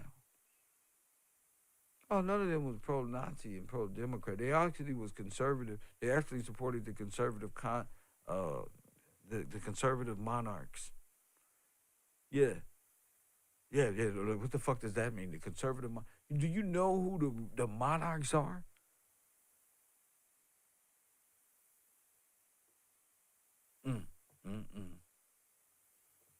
But they did fund Hitler as a side bet. They did fund Hitler as a side. No.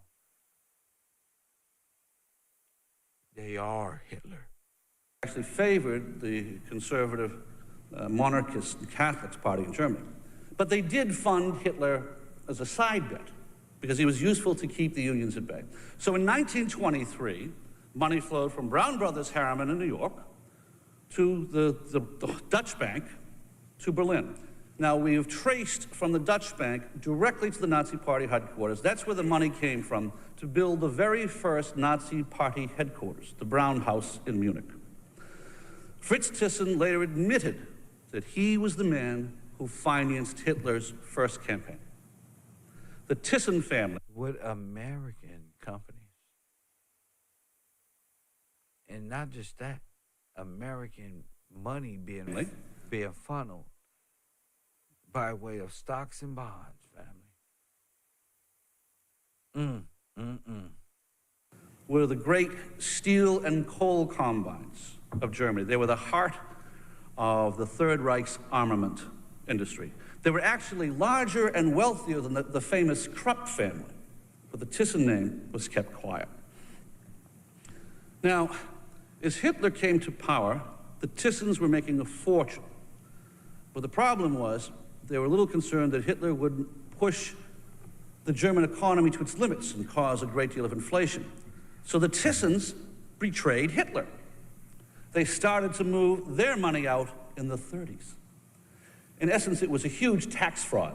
They would sell one of their companies, for example, the Holland America Investment Company, to the Bushes, supposedly a neutral bank in New York, not knowing that the Thyssens secretly owned both banks. It looked like the Thyssens were losing money.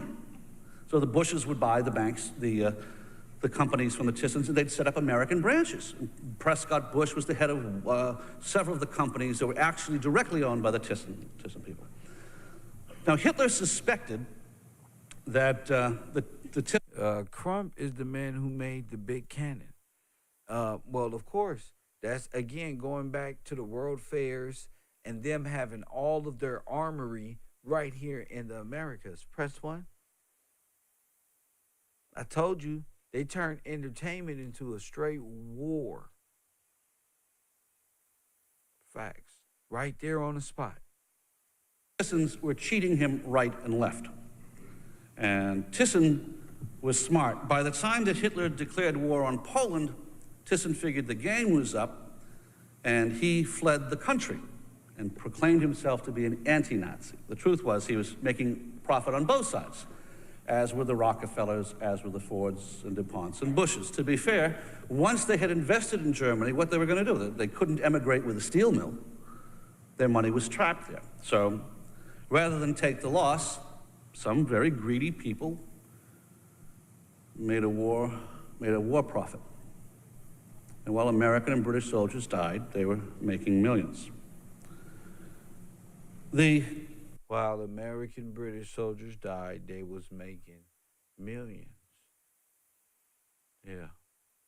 Yeah, not only because of that, because also, too, they had insurance policies on every American Brit. Yeah. Lloyd's of London, Candace Owens. Lloyd's of London. To hide his records from the British, Thyssen moved them to the Dutch Bank during World War II. Now, when the Nazis overran Holland, the Thyssens had to hide the records again, so they moved them back to the August Thyssen Bank in Berlin, because there had been a Nazi custodian appointed who was actually another Thyssen employee. So they hid all the secret stock ownerships for the New York Bank and the Dutch Bank, and they hid all the bank accounts in these underground vaults in the Thyssen Bank in Berlin. So they hid all of the New York bank accounts, all of this in Berlin. Now, do y'all see these people in the audience? These are straight Germans and Russians. Do you see this? These people's parents are the ones you would say they were the Nazis. And a lot of these people pretended to be so-called Jewish people. Why? Because you can't tell a German and a Jew apart. You can't tell the difference between these people. Y'all really have lost your way. You cannot tell the difference between a German person and a Jewish person, an Italian and a Jew, and a French and a German and an Italian all hanging out at the local pub. Like, get the fuck out of here. Now, the U.S. government was also studying the matter, and our alien property custodians decided that this little New York bank that the Bushes ran was the subsidiary of a Dutch bank. And once the Dutch overran Holland, it was a Nazi bank.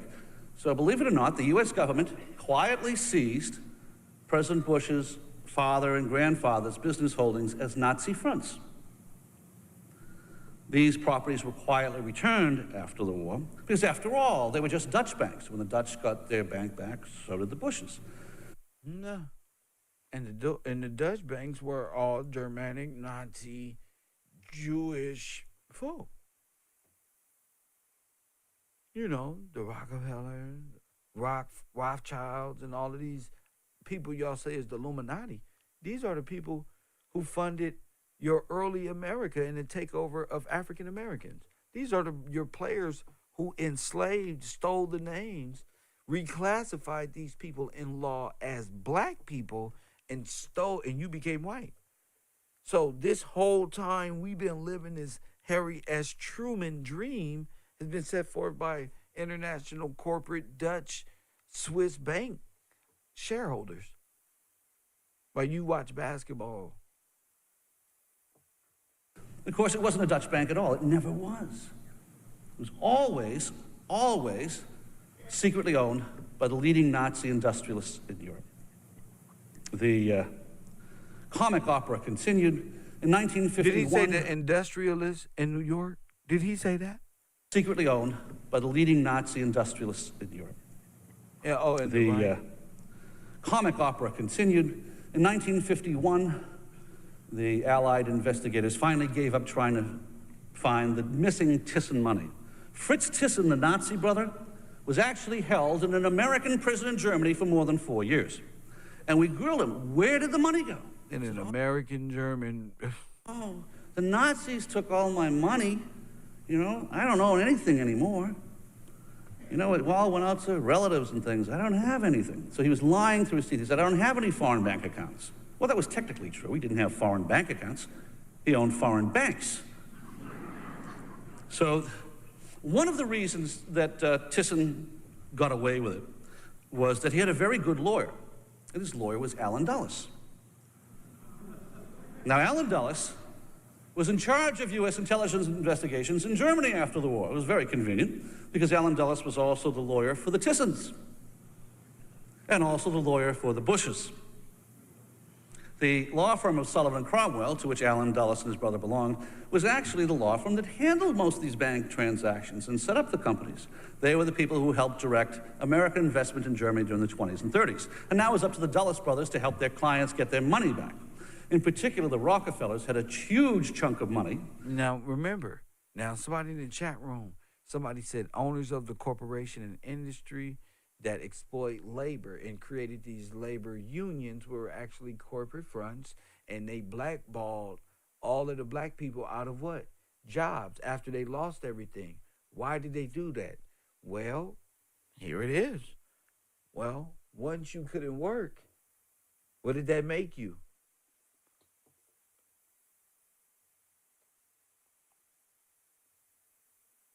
It made you a criminal. By law, federal law. It was illegal not to have a job, nigga. So you going to jail, and then we gonna lean you out to the industrial complex, to the FEMA camp, and then you gonna work for X amount of time until the loan is up. That's where slavery came from. You get it? Then they took your freedom away in the 13th Amendment and 14th Amendment. The 13th Amendment made you a slave if you go to prison. Remember? And then they busted your trust open legally in the banking system that robbed you and opened that motherfucker up. And motherfucker Excalibur, the black gold, nigga. Black gold is in your name. So while you going to prison as a criminal, because it's a crime not to work, then they can make you a slave. Once you're a criminal, you give up all your rights and your sovereignty in your name. That's why they used to throw niggas in jail and forget about them. You ever see that movie Life? That's what they used to do. Pick your ass up and take you right to jail. Oh, you a drunkard? You drinking in public? This one throw you into jail. The sheriff will rent your work out to the corporation. Free labor. That's how America was born. Slaves built this country. You just got to know how and you became a slave. From a free man to a slave to a freed civilian man. Black. Yeah, it's time to get back to who you really are. Slaves built this country. Press 1. Don't just say it. You got to know how. How did you become a slave? How did you end up in a teepee? That's at the Red Cross. Well, if the Red Cross is the Krefning-Kist, the German concentration camp, then now you know why the Jews were exterminated and how. You understand? Once they flooded y'all out, Harry S. Truman came in and Woodrow Wilson, oh yeah, your ass was gone. Yeah, we flooded your banks out. Oh yeah, you know all of these fires that was going on? The San Francisco fire, St. Louis fire, all of these was destroying your banks. Press 1. You had to rush and put your money somewhere. You just give it done. That's one. They didn't do nothing but duplicate you and made you black and legalized themselves and stole everything from you legally. Moved millions of new immigrants here, picked up the new houses. Then you ain't gonna need it. You on a train. You on a midnight train to Georgia. What? When your ass is getting on the train, never to return. Where they went? That's them. In Brown Brothers harem, in which the Bushes had invested in the Thyssen Empire. And the Rockefellers had no sense of humor about going broke. They wanted their money back. And so in 1951, everything had quieted down. Allen Dulles and his brother were about to become members of the Eisenhower administration. Why you think I say Rockefeller Foundation gave you the history? They are the founders of your educational program. These are the one who's been sitting up here rewriting your history the whole time. Now watch him talk about Eisenhower. The New York bank that the Bushes ran was quietly liquidated. Now Prescott Bush and Walker each got one share of stock worth $750,000. So the Bush family took out $1.5 million in 1951 dollars. That's where the Bush family fortune came from. It came from the Third Reich. Right? Now, is it blood money? Yes. The Thyssen's were among the largest slave holders. I told you. In the Nazi Empire. I told you. They used that huge coal mines where they used Jewish slave laborers. I told you. I didn't even watch this, bro. I told you, bro. I told you. Why is he saying Jewish slave labor? Why? You the Jew, bro. I just explained to you right now what they did, bro. You just got to know how to listen. See, Captain Tazariak, shout out to the Hebrew Israelites and all of this stuff that goes on. But that's not how you a Jew. Ain't nobody explaining how you a Jew and what Jew labor is and how this happened to you. I just broke down how they got you in the camp and how they made you a damn criminal. The 13th Amendment made you a slave, and the 14th, with Roosevelt and these people, came in and busted open all of our trusts and stole our inheritance. Press 1. That's what this shit is about. Your inheritance. Your inheritance, your reparations, your reclassification. This is all about you and the heirs of freedom. And who are the people of King George? And what the fuck have they done? What did they steal from you? What did they make an allegory religion that's really a prophetic will and testament called the Bible? We're going to get into all that. As if they were disposable chemicals. As if they was disposable. The Thyssen steel holders listen. in the Nazi Empire. They used at huge coal mines where they used Jewish slave laborers. What they do? As if they were disposable chemicals. What they do? They must have put them in the goddamn. They must have molded them together with the steel plants and shit, like we said with Carnegie. Remember we were saying with Carnegie? Remember we was talking about the Philadelphia experiment and how they was talking about dealing with time and the sailors were caught up in the metal and the ships and all that. No, they was hiding the bodies. This is what I think they did. I think they was genociding the people and burning their bodies and putting them in the. You ever seen Terminator?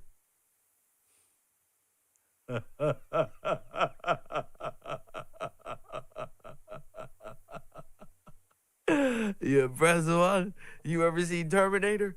I think that's what the Matrix and the Terminator is all about. Why was the Terminator dealing with all that molten steel and the man coming back?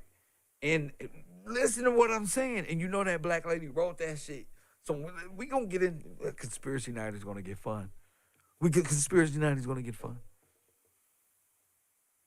Cause where would you hide all of these people?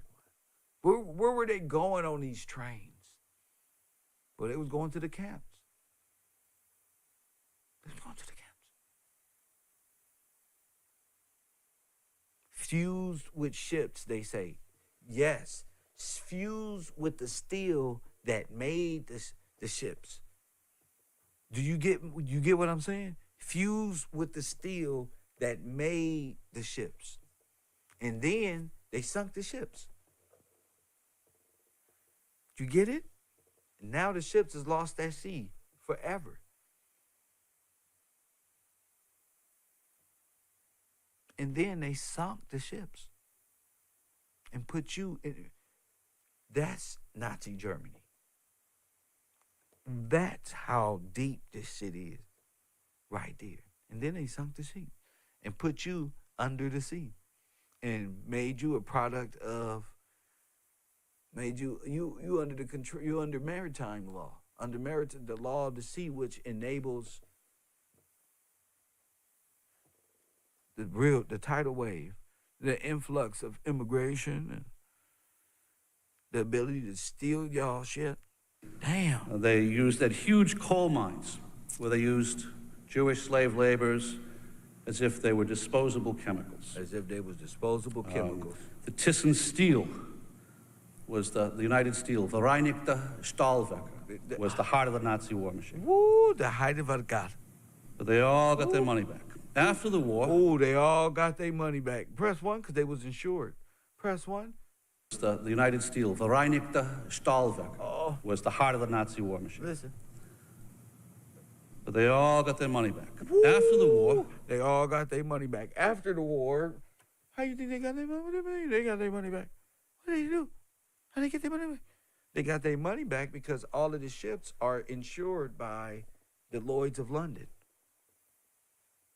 They got their money back because the ships are insured by the Lloyds of London. So the soldiers and the ships are insured by the Lloyds of London,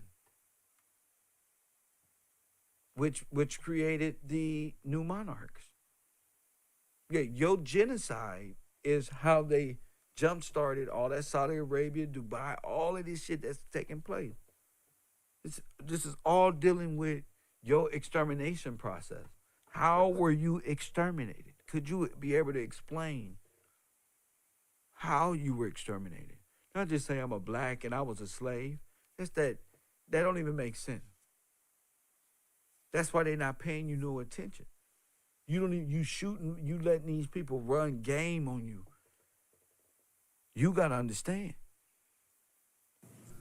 The Thyssen's slowly brought the money out of hiding from New York and Argentina, and they began to rebuild. In 1971, they merged with another bank and formed the Thyssen-Bornemisza Group. Chase Manhattan Bank in New York owns 31% of this holding company. That means they It's now the big worth dog. $50 billion. Oh my goodness. So all the poor Jewish survivors and American POWs are trying to sue the Swiss banks when the Bush family may have laundered more money than all the Swiss banks combined.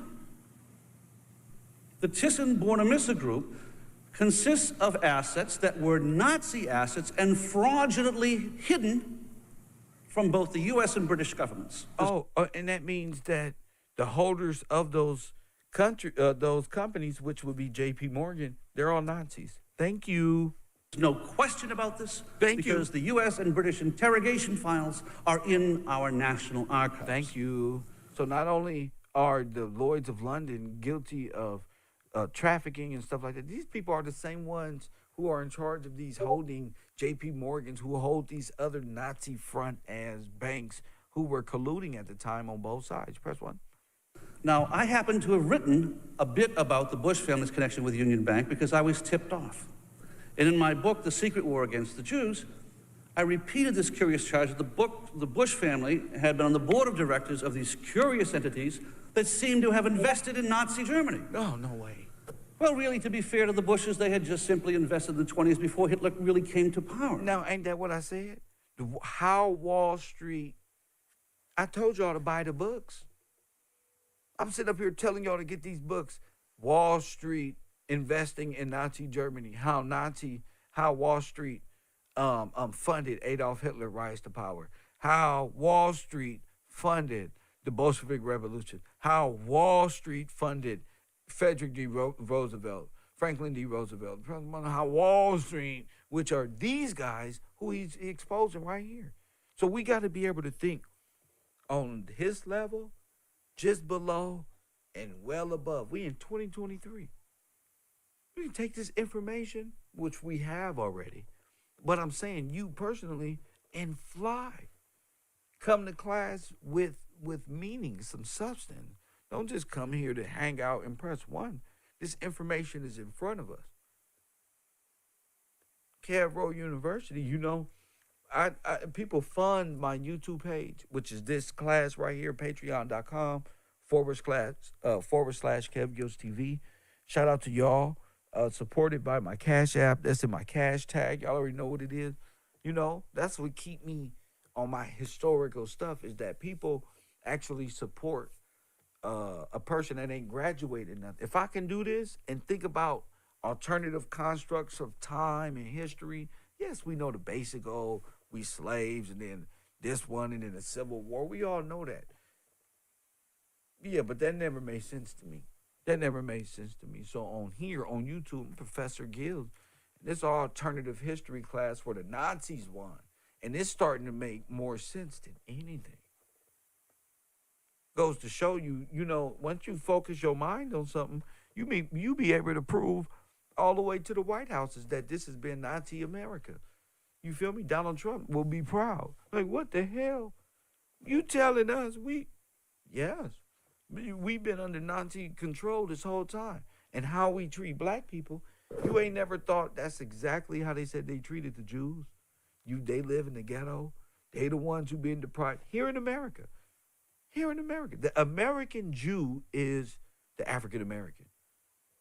The American Jew. Because the Jews that's over there, that's in Poland. Those are foreigners. The American Jew are African Americans. That's who the Bible talking about right there. The American Jew, like these people.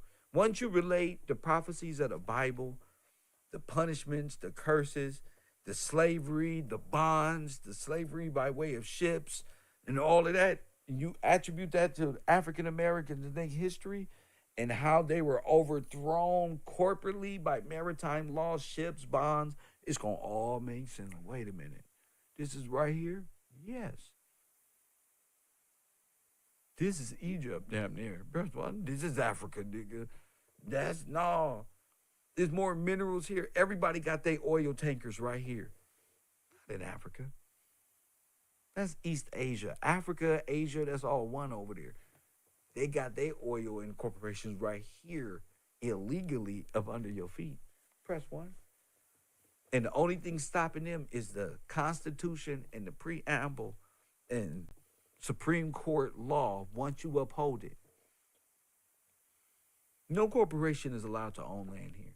No religious church is allowed to own anything. You're sovereigns. You was granted sovereignty to royal colonies. That's not corporate. That's royal status. So we're going to continue on. You know, it was not a crime, maybe it wasn't moral to invest in Nazi Germany, but before America became involved in war, it wasn't illegal. But after the war, you know, it seems that young George Bush, who later became president, dropped out of Yale because he knew that in a week his father's firms were going to be seized as Nazi fronts. And young George Bush wanted to enlist in the military to save the family honor. The younger Bush generations, I think, have a great deal of credit to their names and have indeed done America proud. I mean, but let's be fair, no one blames the... No. You can't be children of Nazis and do America proud. This is the thing.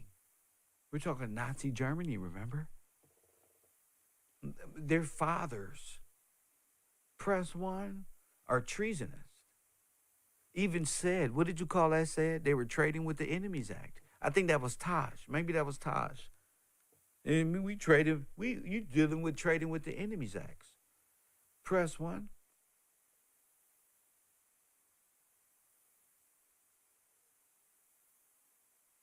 And the only thing that they've been getting away with, Todd, is plausible deniability. Oh, sound like a bunch of little ass kids. Who, us? No, we wouldn't. But good thing with judgment is you judge it based on, every judgment is based on a person's actions and what was the conclusion of the crime, not the whole effect. There's no such thing of plausible deniability in justice. Press 1. And once you prove that an individual has wronged you and has snaked you, there's no factor. If every African American was given the plausible deniability and the not me factor, nobody would be in prison. You can only say and have plausible deniability until the end of time. And yeah, right. Is it indefinite? Until we choose to. Well, that's pretty white supremacist, arrogant. Press 1 to say you're above the law of natural law, of the law of the land, of Supreme Court law. You're above, and you're a foreigner. So that doesn't make sense.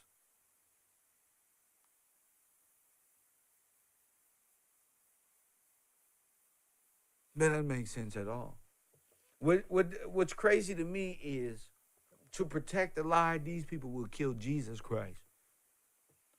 We not Nazis. The whole time they will tell you themselves, oh yeah, my great grandmother was Hitler's youth. When she came over in Ellis Island, they treated the German real bad. They had to flee persecution like the Jewish people. Yeah, one. A whole bunch of millions of people came over here after the war. You gotta ask yourself, what happened to all the black people? And you know what these racist Nazis say? Oh, you was a slave, remember? Democrats, because Jack Kennedy's dad bought Nazi stocks. How many people here knew that Joseph Kennedy invested in Nazi Germany? See, everyone knows that. Told you. Press 1. Black people don't know. Why? Why? How you don't know that they all invested in Nazi Germany? Press 1. How you don't know? How you don't know? You come to my class and you thought I was just playing, didn't you? You thought I was just like the rest of you niggas sitting out here talking about rat beef and who's snitching. I'm trying to tell you who took your shit. Huh? All of these people up in here, right there, who just raised their name, most of these people got German and Russian, Bolshevik, German, Nazi backgrounds. Families are foreigners like a motherfucker, and y'all sitting around talking about, I'm black and I'm proud. You got to turn your light bulb on. This is what you're up against. This is white supremacy. These the same ones who was a part of the 1933 Mickey Mouse Club takeover. Remember one? They was up in the World's Fairs getting fucking mind controlled on their history because they had to have a history. So they set them in front of theaters. Press 1. Y'all wouldn't believe how they had these white people sitting in front of theaters. Press 1. Disneyland was a school. They'd sit there for hours and watch film on war produced by Disney. What was going on with the war, American history. They was downloading that shit in their brain. They was feeding the fuck out these people. Yeah, and then the Germans came and then pow, pow, pow, pow, pow, pow, pow, pow. Then the American came and landed on that motherfucker. And then we won World War I. Next group. You had to have a certificate to get out the goddamn World Fair. Press 1. Black people never made it out the World Fair. You never made it out. How many of you knew before today that the Bush family ran a Nazi bank? Not me. Thank you, sir. Okay. Now, we haven't released this before the election. This has got to come out because it's much more important than just whether, Prescott Bush's grandson runs for office. Wait till y'all find out. Wait till y'all find out that. Wait till y'all find out that 20 years, 50 years later, after this dude right here broke this down, Kevin Gillespie proved to you that Adolf Hitler became president of the United States of America. Press 1. This whole issue of being able to hide money through multinational shells has a direct effect on our political system. That's right. So who's hiding money in shells? Who's hiding property in shells? Disney. Disney is doing everything that the Wall Street Adolf Hitler bankers was doing. Don't you find that weird? Shell companies, property, oil, yo shit, gone, big trillions of dollars made, developing a whole federal offshore bank. But you ain't figured this out yet? You won't know that Walt Disney looked just like Adolf Hitler? You ain't figured you out yet? You ain't figured that shit out yet? You ain't noticed that? That's because you've been brainwashed. You've been living in a dream world, Neo. Press 1. That dream world is called Wonderland, Neo. Press 1. Yeah, you've been thinking you free, but really you in debt bondage. Press 1. Neo. A whole nother semester full of new students. Hit that like button. Yeah, you've been in Wonderland. You got schizophrenia. Press 1, and I'm motherfucking. I'm motherfucking. This is Shutter Island, and I'm here to wake you up. Press 1. See, you here. You in Wonderland and with the white rabbit. You ever saw Neo follow the white rabbit? You in Wonderland. You non-compos mentis. Press 1. Not legally responsible because of insanity. That's where you are. You in the psych ward. Press 1. You're not able to think clearly. Press 1. You're not able to think clearly. You in Disneyland, La La Land. That's where you at. I'm trying to wake you up to the reality. Now, when you singing and dancing and bobbing your head to the beat, J.P. Morgan and them stole your shit and got you in the cold mind control program. Press 1. I didn't say the damn Illuminati. I said I'm naming them along with him. And it's not just Prescott Bush. It's the Rockefellers, the Rothschilds, they children. They playing both sides, different. You heard them say they use an American bank and a Russian bank in Berlin, and a German bank in Berlin. Nigga, the Americans are the damn Nazis, nigga. Press 1. They was American over here, and soon as they got back to Berlin, I'm Himmler. Press 1, nigga. And they betrayed us big time. Big time. It's not just a question of double punching ballots. The more important question is, who's funding our political campaigns? Who's funding it? Nazis? Perhaps they're only rumors, but the allegations I have received from the intelligence community are that the Thyssen family are the secret sources of that slush fund in Germany that Helmut Kohl refuses to disclose where the money's from. That they were the secret financial backers of their neighbor in London. They live right across the street from Margaret Thatcher. and that the Thyssen's and their business partners, the Rockefellers, What have the fuck did I just say? of the Republican Party financing candidates for the last 40 years in the U.S. Come on. That there was this almost bottomless slush fund of campaign money. There are numerous Thyssen outlets in the U.S., so legally Thyssen employees in America can donate money to political campaigns. And I don't know if we will ever know how much of that money was actually donated by Thyssen employees and how much was reimbursed from abroad. Reimbursements from abroad are, of course, a felony. Foreign corporations may not contribute to American things. So perhaps when we sit down in Congress in a few weeks and begin to debate how best to reform our ballot counting system, we should also take a look at campaign finance reform.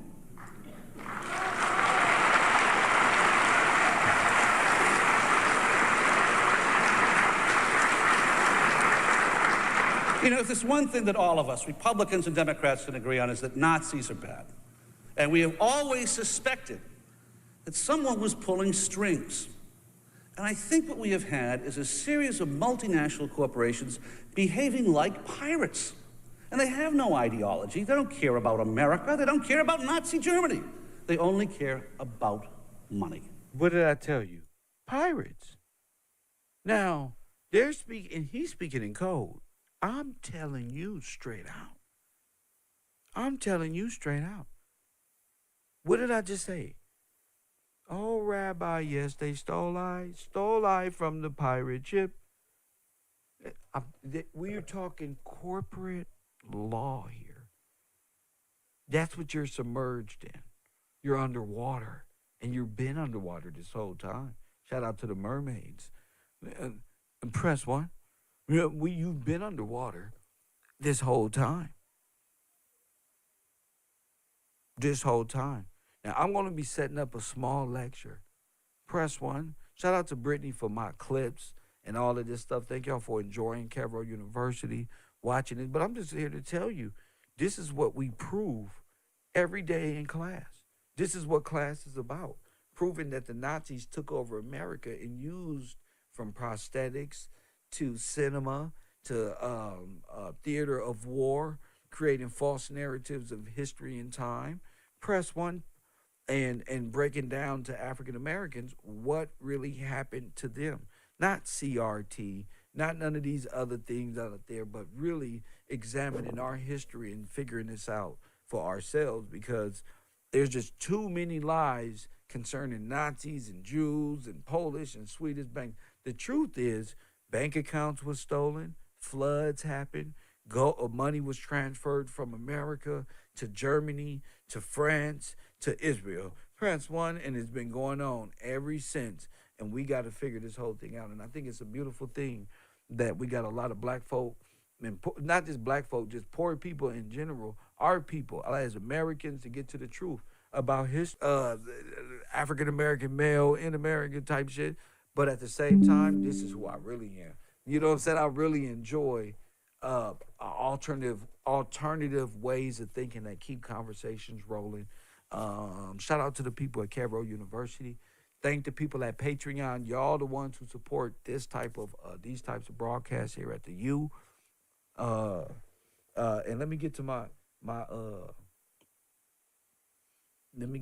shout outs real quick before I get up out of here, because I don't got hungry real fast. Y'all know I can talk all day, but I didn't want to overdo it.